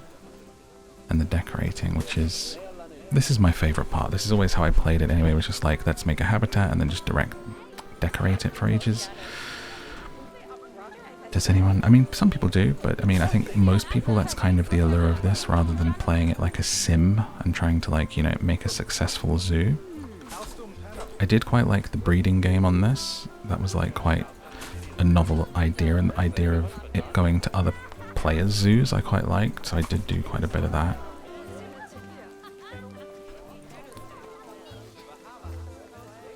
But I feel like, especially the Planet series, they're in a place where you're not really trying to make a successful park or zoo or whatever else the series is they do. You're just kind of embracing design, you know?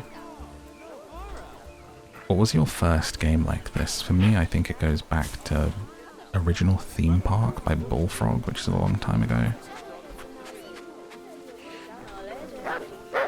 Oh, having a little ruck over there.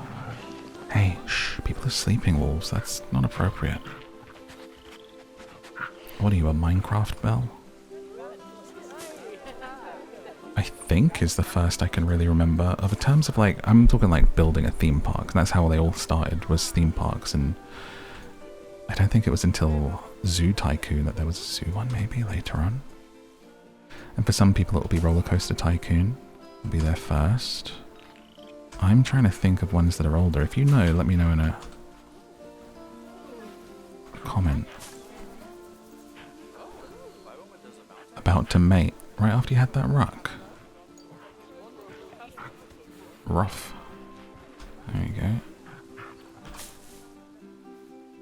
This is looking quite nice. There's a little... Oh wait, I've gone too far. I've gone into the snow with my...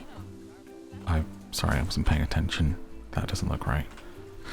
It looks right up to the point, but once it gets into the snow, it's got to die off. There we go. But it looks great as a little border for the actual grass area.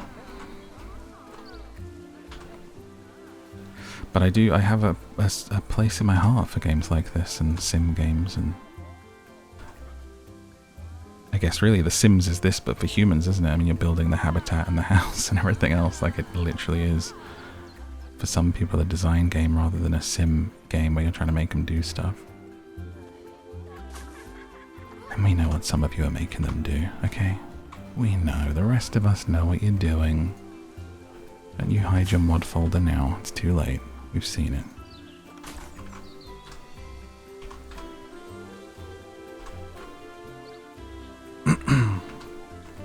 So let's do that. It's going well. Now we just need to fill in this side, and I think we're done with the walls for a second. We don't want to go crazy because it is kind of the little bit of a mix of tundra and taiga. Don't want to overdo it. Sometimes less is more. But I do like that. I like what we've done there with the little hedgerow barrier. That's pretty good. That's a pretty good quick little wolf habitat. And then as we come into decorating the paths and stuff, that's when we'll get information boards out here, bring some bins in, all the rest of it. And also think about where people are supposed to be viewing these from. They don't seem stressed, so it's fine. Animal is calm, even though there's people standing here, so I don't think we need to do much more. But we might change this barrier status. Let's have them repair it, the polar bears. And I might change these now that we've discovered the one-way glass, because we don't want our beautiful bears getting stressed. And also the one-way glass actually looks better. It doesn't have a thick top. Wait, what's the resistance on this? 2. What's the resistance on this? 3. Ooh.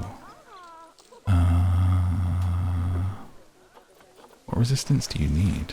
Probably a lot for a polar bear, right? Let's check. Where's the Zoopedia for you?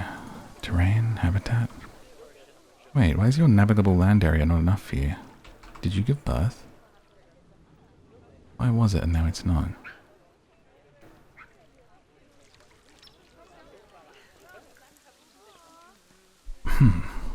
That's no good. But what was your habitat requirement, sweetheart? Why aren't you telling me? I gotta go into bloody animal trading and do polar bears and look.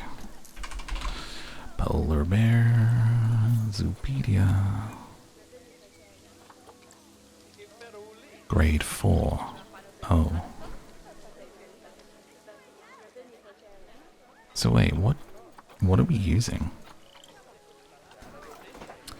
We are using... Well, we can't use that, that's for sure. But we need to see. We're using a grade 5. So actually the glass area, they could get through that. How are people supposed to see them then?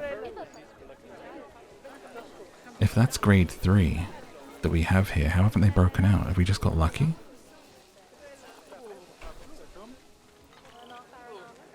Maybe it was supposed to be more like viewing platforms for them, like it is on the bridge and people looking?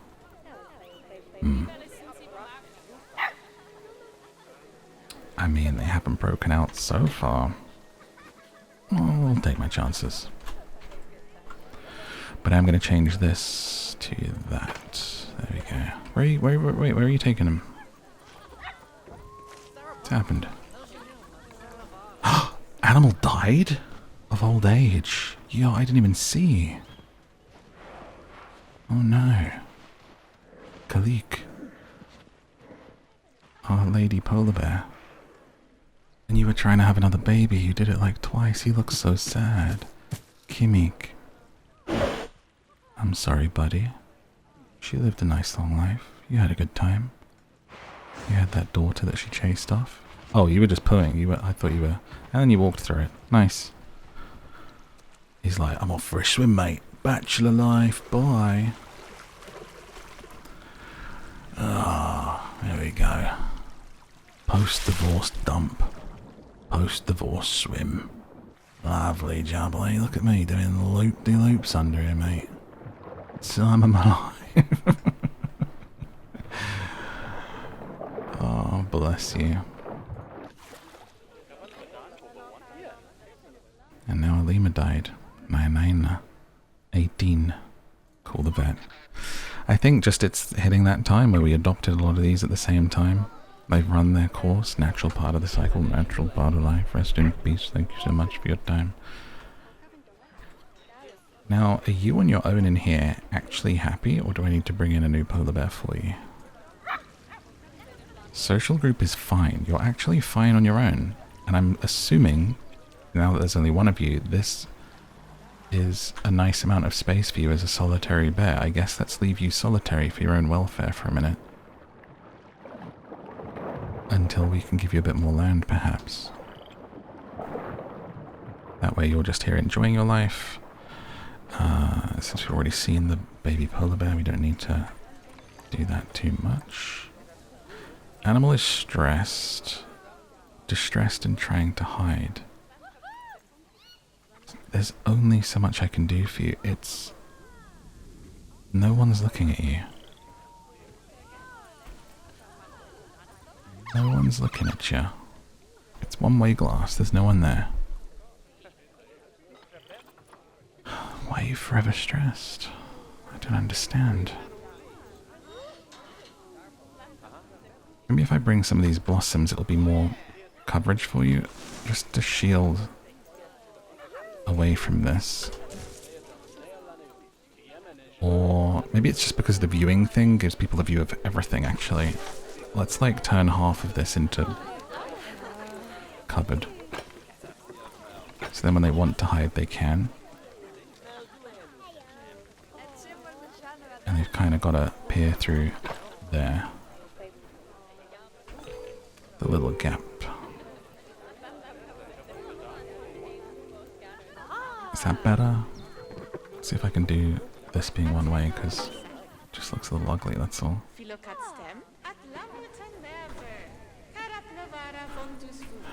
You're stressed, stressing me out. Little red panda. I do love a red panda though. See, this looks so nice. This would be, if we continue this and people are still enjoying it, I would love to do a full zoo like this, where there's no barriers at all. Just moats and cliffs and rocks and things once we get to grips with it. Might be the kind of thing I'd like have a little practice with and see how, if I can do it. And different ways to do it, and then come and just like design a whole zoo like this. Again, let me know if that... If you want me to like... Let me know, I guess, if you want to see me just develop the same zoo, this zoo, over and over, and like until it's full. Until it starts, I guess, juddering the PC with its how much is in here. Or if you would like to see me attempt alongside a... oh my god, is this a baby wolf? You're so cute. So cute. Adorable. Wolf puppy. Wolf pup, can you howl? Give us a little abu. So cute. Cinematic. It's just a bird's eye view, mate.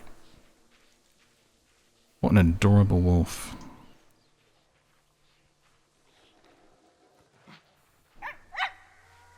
Cute.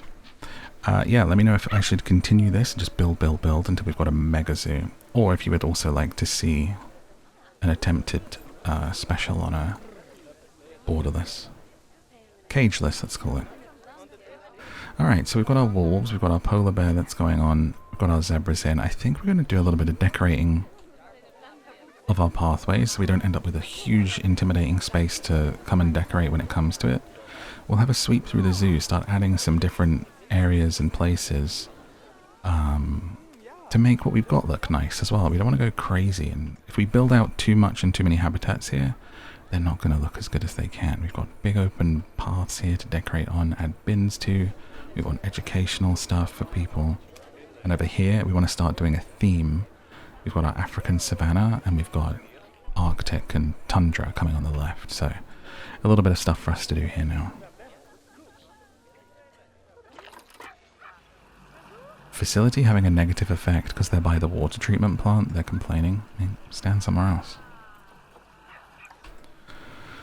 So I'm going to have to... Oh. Maybe because it's broken. They're complaining about that. We need to have that fixed. And then actually what we can do, excuse me, is change this to a staff path. So actually they're only coming into that area if they're staff. And the rest of it is... Oh! The themed area. So now in the future, guests will only come to here.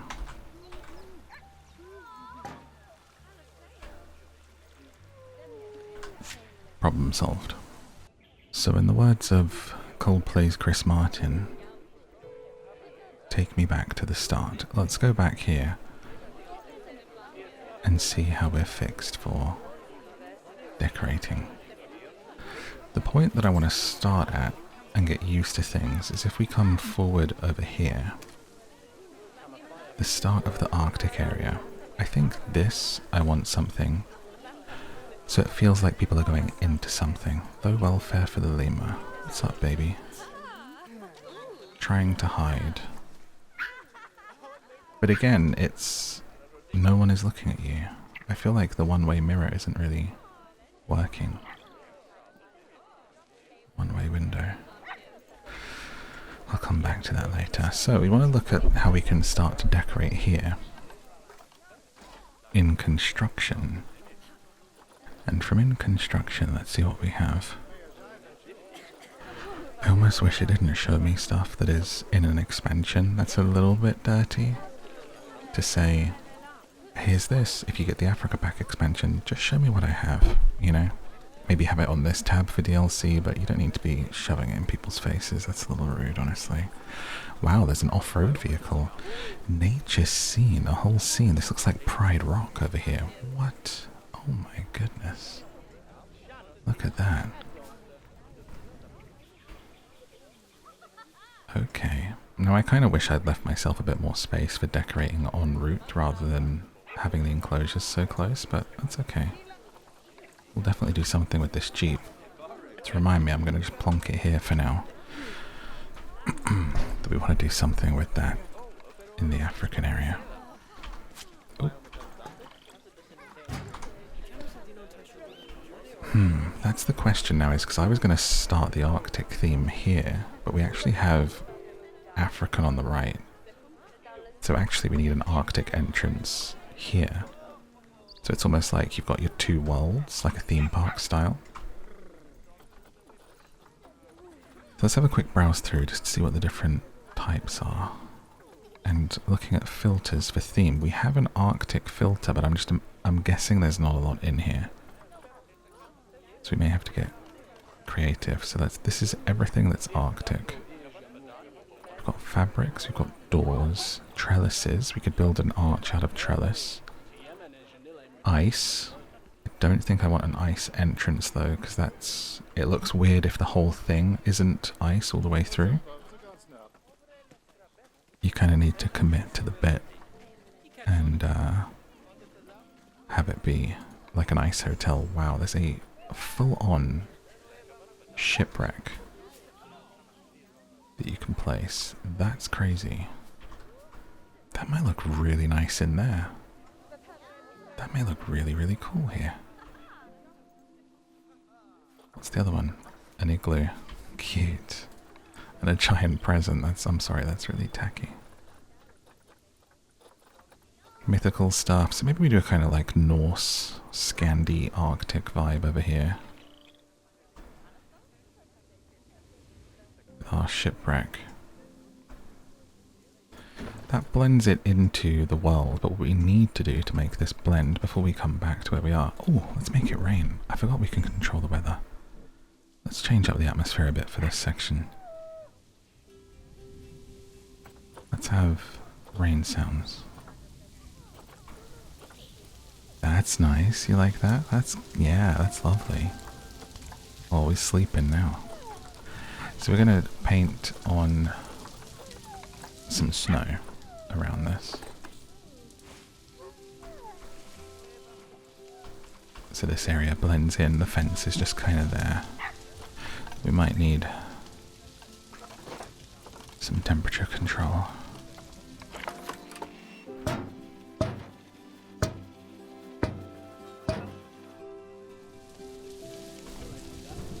And actually take it down a little bit.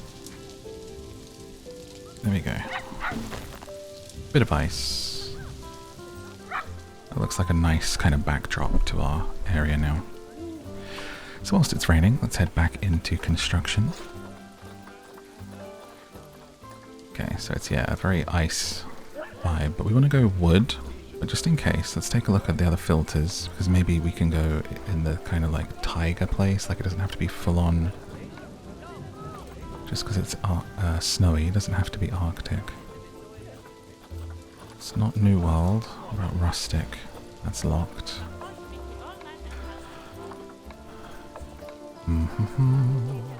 What about by biome? That's not a thing. Brand. Content pack. Okay. In that case, we will go with Arctic and we'll build an arch for the area out of trellis. Got an Arctic wood. Do you want to do a full... Maybe you could even do like a little tunnel through and then you're in that area.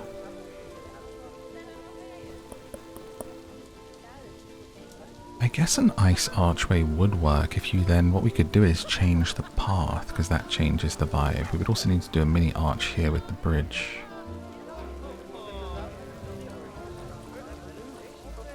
Just questioning my ability with trellis to do it. I do like the vibe of this. These old Arctic buildings, they feel so cool. But how the heck am I going to make an archway out of that? I would have to do it with these beams like this, you see. Let's give it a go. Do we want this? And then we're going to connect it up somehow.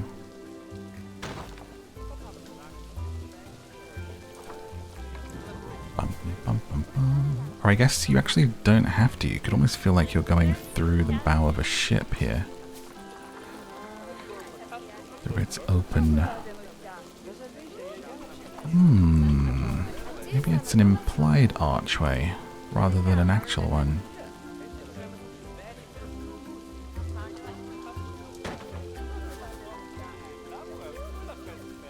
That could be cute.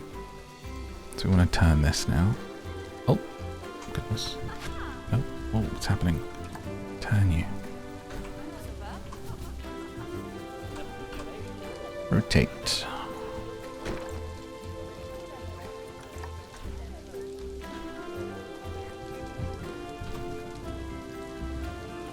Let's turn that down a little bit. enjoy the rain. Decided to play a loud song. I do like the soundtrack though, so it's not the end of the world, is it?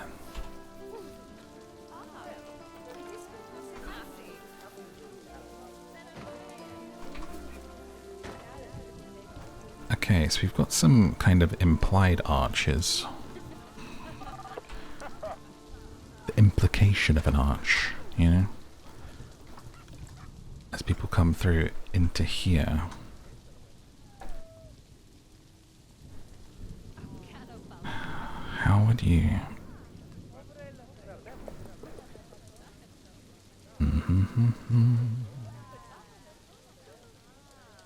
Let's move this one back. I want a little bit of space here. I'm thinking this leads into an ice tunnel. And from there we can then change the path for the other section. That's what we're going to go with, and we're going to see how it works out. So we come into construction with the Arctic. Get ourselves some ice. Just because it's a very wide path, so building any kind of wood arch is going to take a lot. I don't think we can just like extend parts of this, can we? We would have to build each of this separately, and that would look weird just along here. So we're going to try with the ice.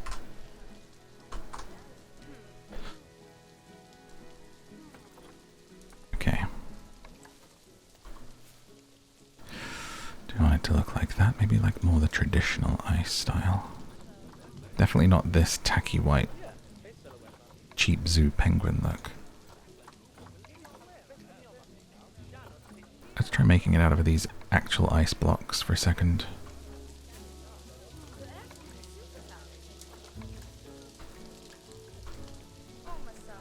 Welcome to the tundra. This opposite. Just want to get a feel for it and see if this is in any way, shape or form going to work.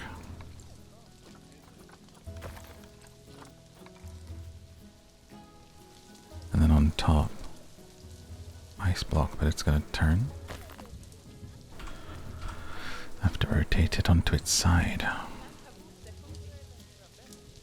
I do love how versatile this is, that we can even try stuff like this and see if it looks goofy or if it works. Is pretty versatile. Literally like playing with blocks. I mean, it's just the kind of... any game where it has snap, you know, where the things snap when you want to place them somewhere else. It frees people up so much, and I'm not especially an expert at these things, as I always say, but it's nice to have the option, isn't it? And of course then people make absolutely insane things, don't they? When you put the tools in the hands of the player, rather than limiting them. Something like The Sims, you know, it should be so you can do anything and build anything, and we're giving you free freedom and reign on all of it.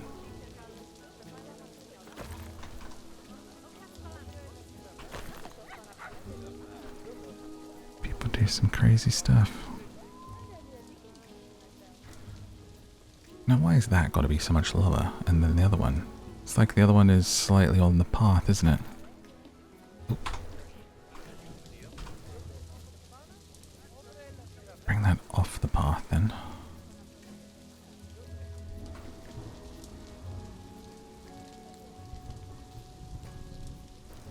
And down to match the other one in height. Then these can come down as well. So that's just a quick check for the vibe. Of then if we put a little bit of an ice tunnel along there, they can change. But I'm not really feeling it after putting that together. I'm feeling like I want the cohesion, and I like the wood, and the wood blends nicely into the path. But that's not for me. So let's see what else we have that we can bring in. Little kiss sound for favorites is so funny. Forehead kiss. Arctic. Arctic. Okay. Reset filters. Theme Arctic. Okay. And there's a lot of buildings. Arctic Zoo entrance. Wow. Has a pathway all ready to go. Could have had that as something people walked through, couldn't you?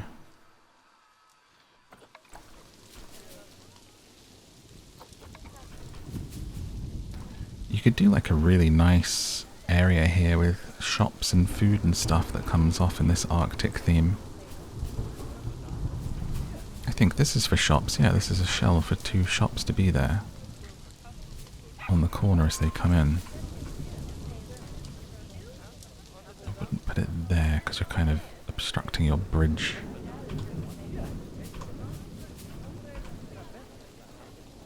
And here would be good. Or maybe in a little pocket almost.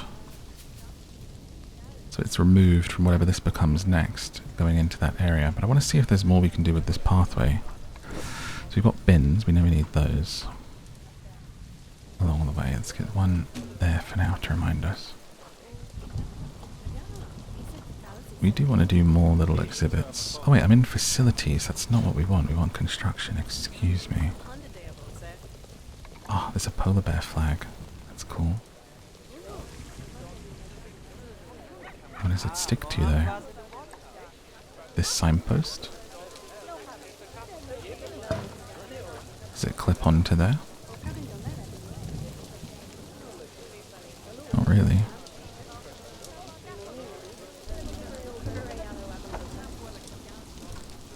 Let's rotate it.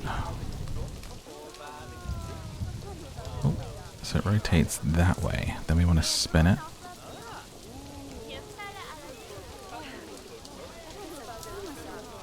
Oh, it's the wrong way around. Okay, turn it that way. That's how it connects. Back a bit, and then slip it in the hole there. Ah, perfect. Tidy it up slightly, a little rotation.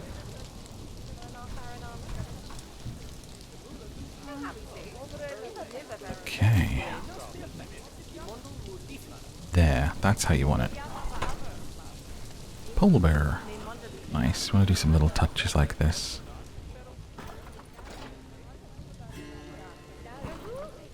I do love this decorative trellis. I wonder if we create a fence out of that. Ooh, lights. We need lights too.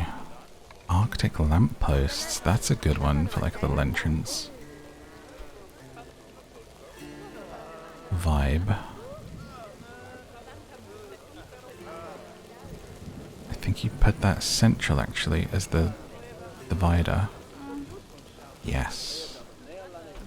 Trust the process. I want it in the gap. It's lopsided now. It's not what we want. Straighten up. There you go. That way. That'll do. All these lights are very Christmassy. Ah, look, we can have torches hanging off of stuff. That's good to know. Signs. Sculptures. Don't think we want any of those. Arctic fence, that's what I was looking for. That's going to help this feel a bit more like a walkthrough.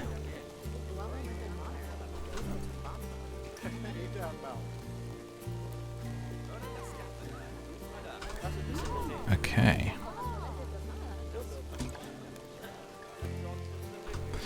A little bit of time with our fencing here. It'll be worth it. Oh, I keep hitting the wrong one and it just like rotates the whole thing into the ground. There we go. This is the thing with curved paths. You're sort of making a little bit of work for yourself later on when you have to make stuff fit.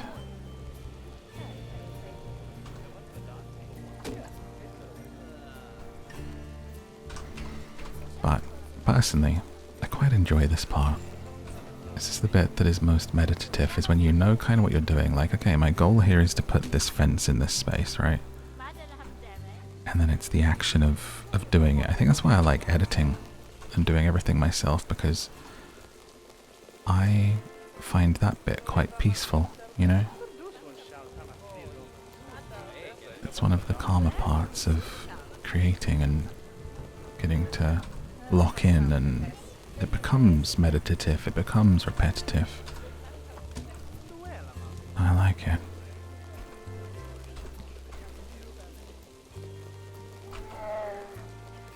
Love the sound of a bar. Okay, so then we've got that there, but I'm going to move this pillar along because I want it to match up quite nicely with the fencing. Let's have a little look at an assess of that. So as that curls in, they've got fencing here. I think what we want to do, because of the curvature, is bring some over this way too. So we're leading up to and matching against the lamppost in terms of symmetry.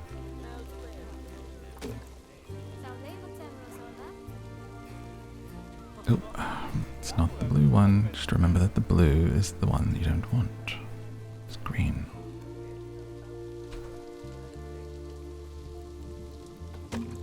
Okay, maybe one more. We've gone too far. Actually, 2 is fine. Let's get rid of that. And have another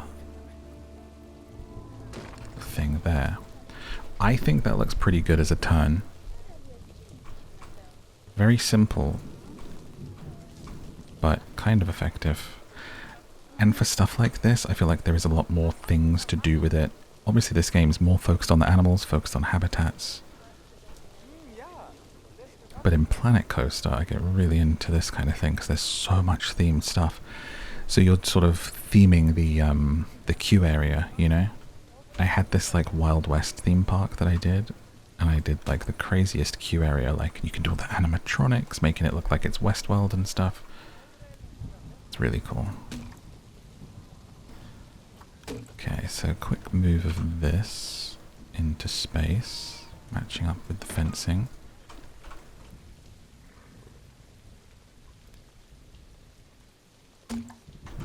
Okay. Move this one. This one's working pretty well, I think. Bring you up to the edge. Matching. And then bring you back there. So we've got a nice little turn. Let's tidy up this little edge here.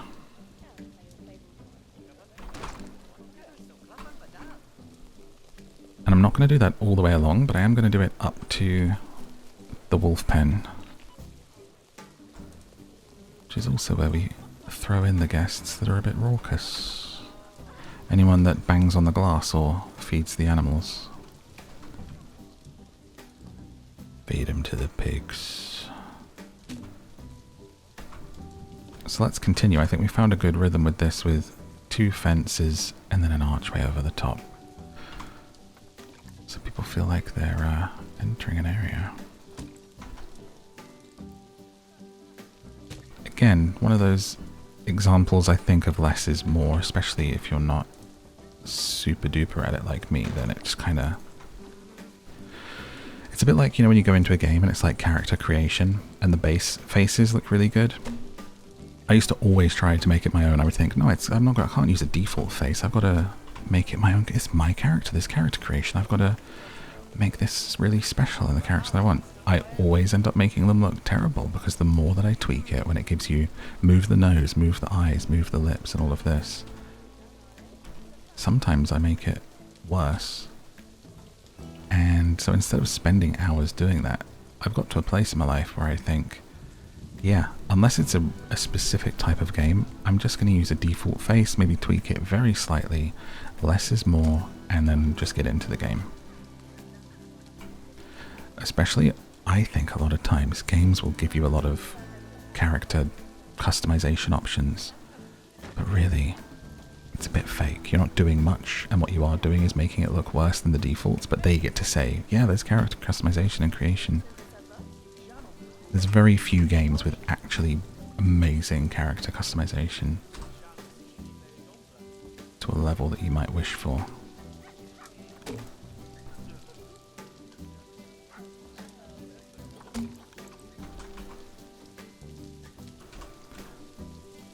I enjoy creating characters in games that have it decently.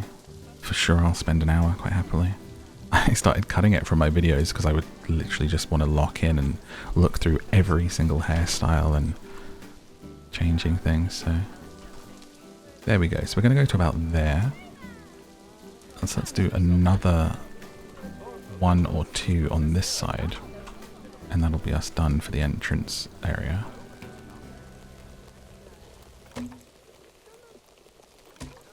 And we'll just do 1, 2.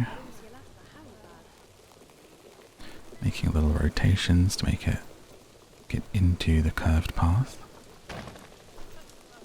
And another fence, 1, 2, starting to curve out to blend it in. Repeat our arch. Oh, did entirely the wrong one. Start over. Nope. Archway, there you go. There's always an undo button, you know, try things. There we go. I think, there we go, that matches up nicely. So we've got this beautiful little walkway through, which you can add more to later. We can, you can put stuff up on these, flowers, lights, whatever you want. But it gives that feeling of, if we go into someone's brain here, as we build out from here, we've got the savannah that they're turning around and deciding to go back to, annoyingly. Wanted someone to go through the archway. So you've got that. Is there a walk? Can I walk around as my own guest? Can I be in control? I can, can't I? Standard mode, free look, explore camera, cinematic route editor, free look. Wow, what have I done? Stay standard. Camera effects, extra smooth motion. Whoa, that's cool. It like ramps up slowly for little cool pan-arounds that won't make people feel, wow, I feel like I'm in a drone. That's so cool. Apply vignette. Filter. Wow, green. Ooh, actually I don't like the smooth motion. That makes me feel more ill. Habitat cleanliness? For who? Oh my gosh, this needs doing. We might need more keepers. There's poo everywhere in the zebras. Hire more people. Zoo. Staff. Keeper. Your first job is to clean up all that poo. What are you doing?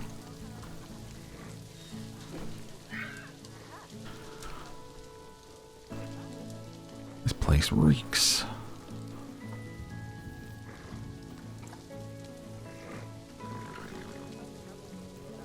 What was I saying? Oh yeah, I wanted to see someone come through here.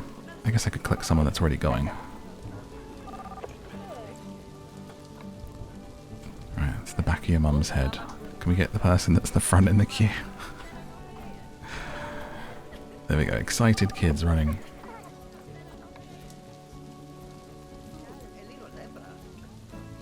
People getting in our way. We're about to walk through. This just makes you feel like you're entering into another space. Dad, where's we going? Into the Arctic tundra? Because on the left we can see the bears if they come this way.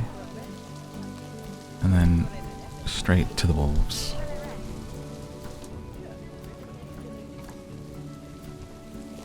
So this is then where we want some education.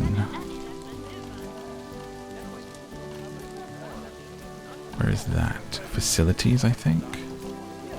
Media device and education. Animal talk point. What's that?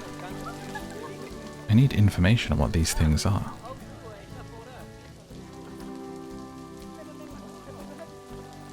Education stand. That's what we want. Oh, didn't mean to place it down quite that quickly. Ah, and then you put the wolf that's on, the animal that's on there. That's great. Okay. So we want to move, let's replace that whole thing down.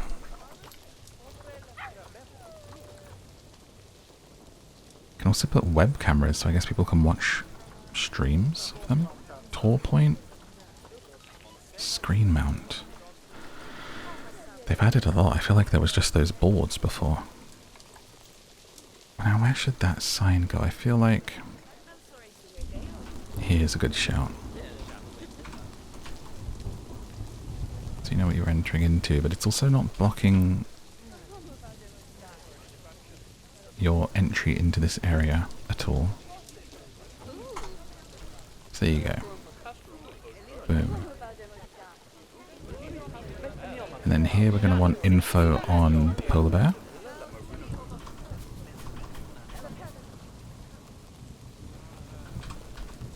Like so. For people to gawp at. Animal talk seating. Oh. Like people give talks here? What happens if I place that? Animal talk. Species not selected. Link seating. So if we want someone to talk about the polar bear, every month, 50 capacity, so you can build one of those areas that people sit in and listen to you talk about the animals. Usually they do it for like birds and stuff, and they have them come out, don't they? Now what we have here is a hawk here who's going to calm down a fly, so he wants to come and hold the food. You can never hear anything. That reminds me of like what I was saying in part 1 about when I went to Spain. And let me change the weather for this area because, you know, it fits these poor little monkeys over here. I've had enough of the rain, I'm sure. And so this place in Spain that I go to where you go in with the lemurs, it's cageless. It's like surrounded by a water, but it's like a little island, and you go in through a fake baobab tree. And when you're inside the baobab tree, there's a small tour of like 10 to 20 people. You have to get this talk before you go in. A, for safety, where they're telling people don't feed them, don't touch them, all the rest of it. But also they give you a little bit of history of like the baobab tree and the lemurs. And just telling you about the animals, a little bit of education, you know, before you go on this walk around it. But because I love lemurs so much, I went to this zoo, I think, three times on one of the holidays, and I went in 4 or 5 times a day when I was in there, because it's like every hour. So I'm just in the zoo all day, and I'm like, oh, lemur thing's about to happen. Go over to the thing, queue up, go in again on the tour. So sometimes I'm going in 4 or 5 times, and just hearing the same talk every time. Of course, it's super interesting the first time. But eventually, you know it by heart, first of all. Secondly, they give it in Spanish and then in English. So sometimes, this is people pleaser all over. They do it in Spanish, you know. ¿Cómo está? De Lima, da ba ba da ba ba da ba ba da. And you're standing there listening, and then they go, any English? Any Anglais? Or is it Anglais in Spanish? I don't even know. And so, I would be the only English person in there, but I would feel bad to go, I've already heard it. So I'd be like, they'd go English because they'd like have heard you talking English, and they would start giving the chat in English. And I didn't want to go, let me just stop you there because I've already heard this. I was like 18 the first time I went there, 17, 18, so I wasn't about to perk up and go, don't worry, love, let's just go through to the lemurs, yeah? So I'm standing there having to pretend it's the first time I'm hearing this information. Whilst they then go, we are here inside the baobab tree. The baobab tree is a very famous tree in Africa, and the lemurs, they love... Like, It's like a 5-minute talk. Anyway, it's a little addition to that story. from last time. So we've got a beautiful little cut through here, which you can add more to. We've got bins, benches, and security. We don't have a lot of benches around this way, but I think I'm going to cut off and do like a little area with shops and food in there,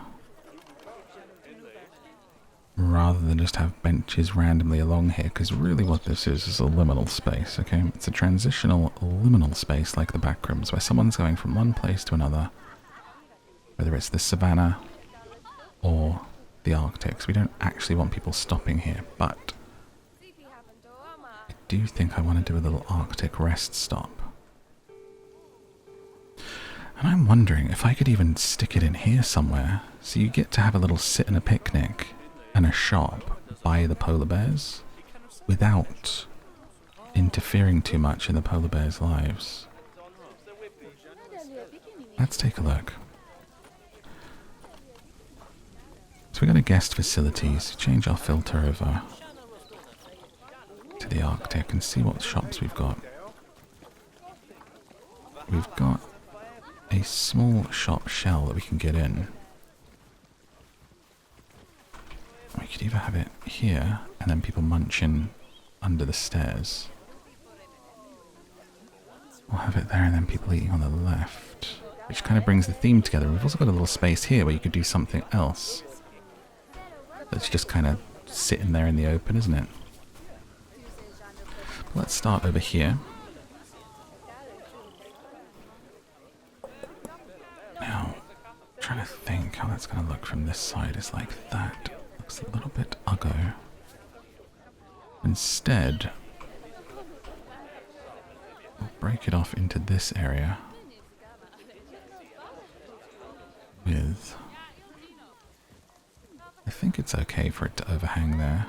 You can always remove that.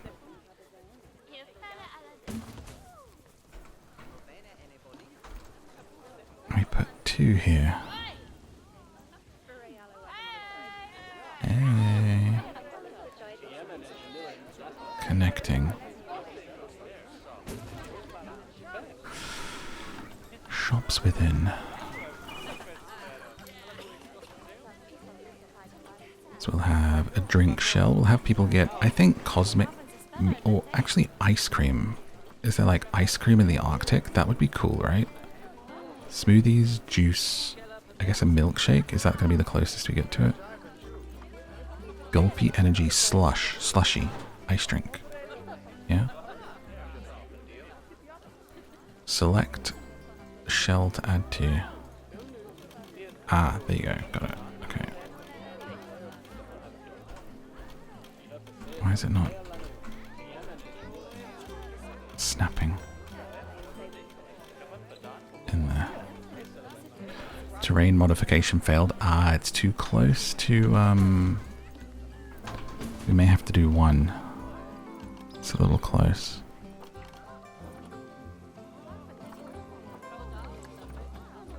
To the habitat barrier.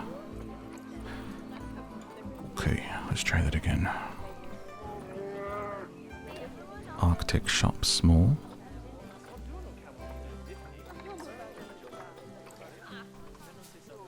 Let's try it here.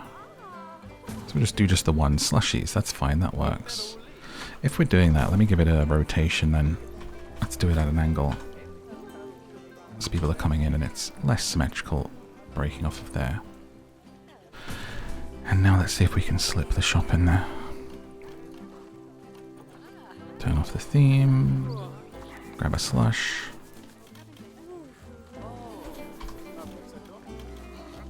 Why are you facing that way? What's wrong with you?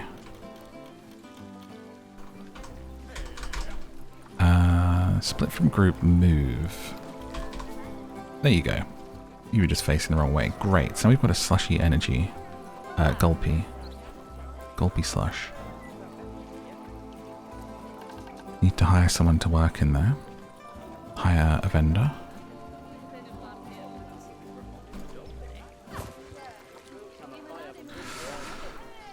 Bum ba bum ba bum bum. Still says no one assigned.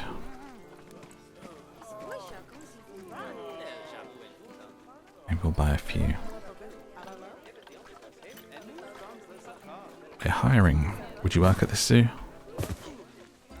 What would you like to be? A caretaker, a keeper, a mechanic, a security, a vendor, a veterinarian, an educator? Let's have some educators wandering around. I don't know if I realised that was a thing. Okay, back to this. We switched to our paths. And so now, off of here,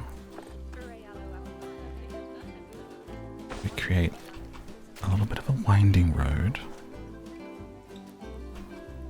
That fits quite nicely. And then I'm going to steal some of these trees. To not just blend it in, but to give it a bit of a background and fill that extra space in that's not being used.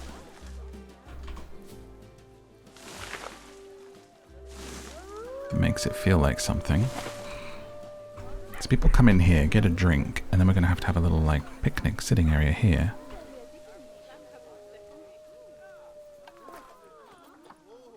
So off of there you want to bring a natural path. I wonder if that's the thing to do off of here. Ew, are they howling like crazy?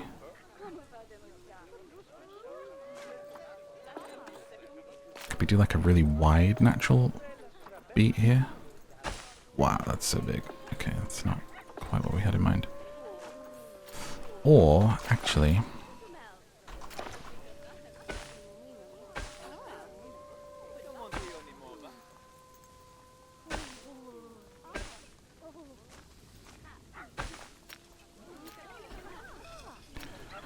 just wondering if that is going to be a good way for us to get benches and stuff along there. People to chill with. What else would you do? Natural path that marks your terrain with markers. Natural path with curb markers.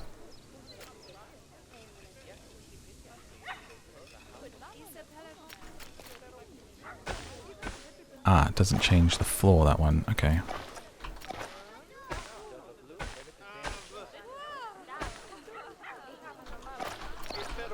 So you just kind of want this to thicken out.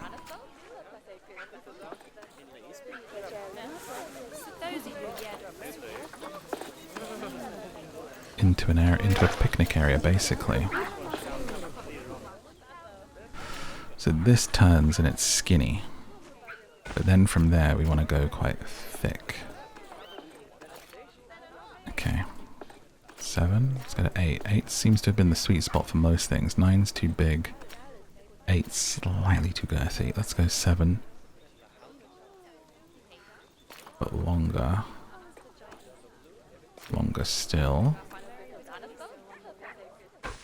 So now, I'm thinking if we put a picnic area in there, can people sit and chill and have their snacks? Benches. Do you have Arctic benches? You do. Wonderful.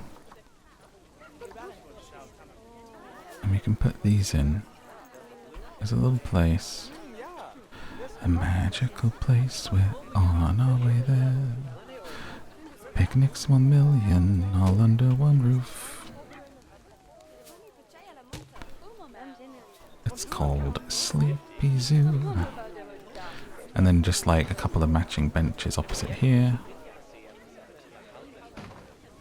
Maybe just the two. These benches look kind of crazy for this area, honestly. And then there's a canopy for picnicking.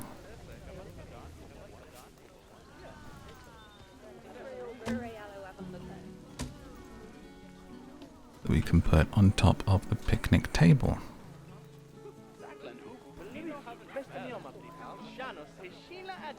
Sheila Adon.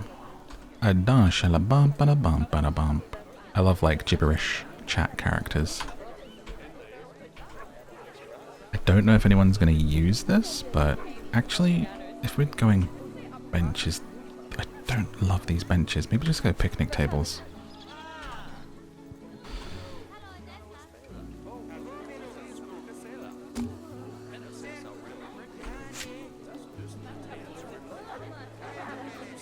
little picnic area for people to munch.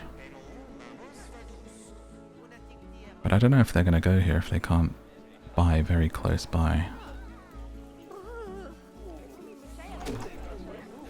Just a couple of spots to sit and eat.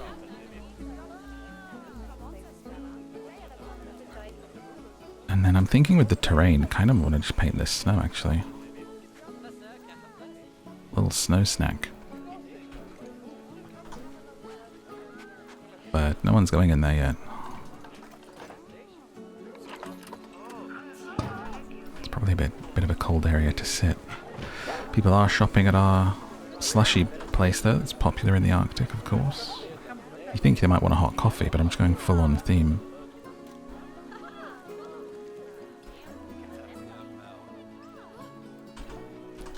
Can I rotate this? I can move the picnic table and rotate it 90, but you can't do a full-on one, unfortunately. At least as far as I can see there. Unless there's another advanced button or something. No. Don't love that area. Don't think it's really working. Might fix it later. But it's the start of our walkthrough. Let me know what is. Oh, someone's going in there. Is he going to sit down? Changed his mind. Walked right over the cooler and went, too cold, mate. Animal died. Died of old age. Manny, the red panda, 16 years. Rest in peace, love.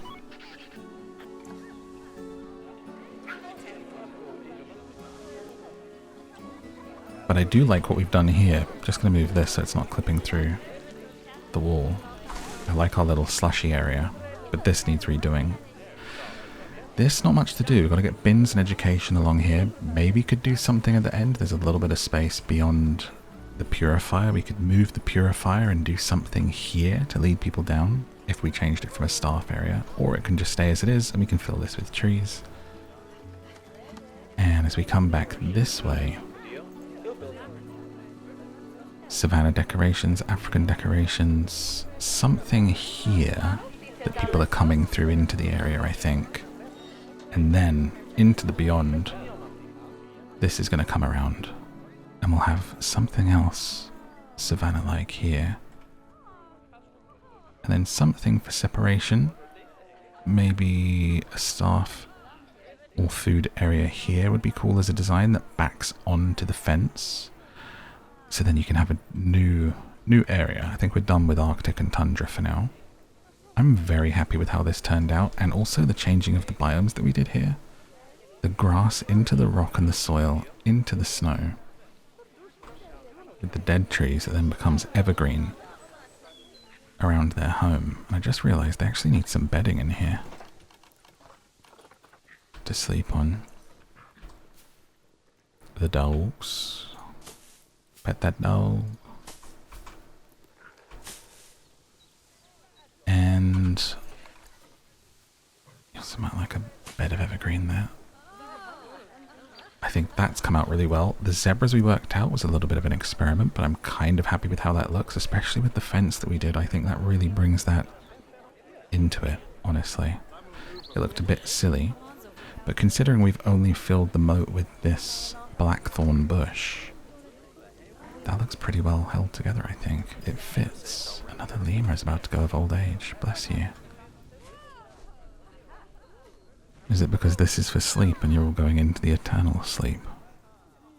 My little ring-tailed lemur. Mihaja, 22. Wow. They didn't have to have it do the little last final breath like that, did they? Oh my god, so sad. A sad but affirming episode to remind us all to live. Polar bears, there isn't too much we can do with. We haven't even really checked on our orangutan. Let's see how that baby's doing that started the episode off. Still a baby. How old are you now? 6.5 years it's been. It's been 6.5 years that I've been decorating. Oh my gosh. Time flies. And here they are. Beautiful baby. So what are you? Juvenile. Mid-juvenile, so a way to go till they hit adulthood. Hopefully they don't feel like you've got to move out. Animal is distressed and trying to hide. Our 5-star polar bear. Which could probably do with a cave update. So that they do have somewhere they can go into. Something with some shielding from people. For now, I'm going to put that there to help you out. But that would be another big project for an actual good home for the polar bears, I think. But that for now will be nice. I'll have to be patient and wait for him to come out. And that's where we're at. Let me know if you have any suggestions for what you'd like to see in the zoo. Areas you'd like to see either in design or in concept with habitats, or for the guests. And animals that you'd love to see me bring into the zoo areas, stuff like that. Feel free to let me know in a comment, and let me know as well if this video helped you whenever you wake up tomorrow, or if you're just enjoying it. The series is, you know, called for sleep and there for sleep, but really it's for anyone who wants to enjoy it. Some of you do just watch it, so let me know if you're just enjoying it, how you're using it, and I hope that you do. There'll be some other videos on the screen to click on right now if you want to go into another sleepy episode. This is probably episode 49 or 50 or something now, so there's quite a lot there for you to get into. Make sure you hit that subscribe to come back for more.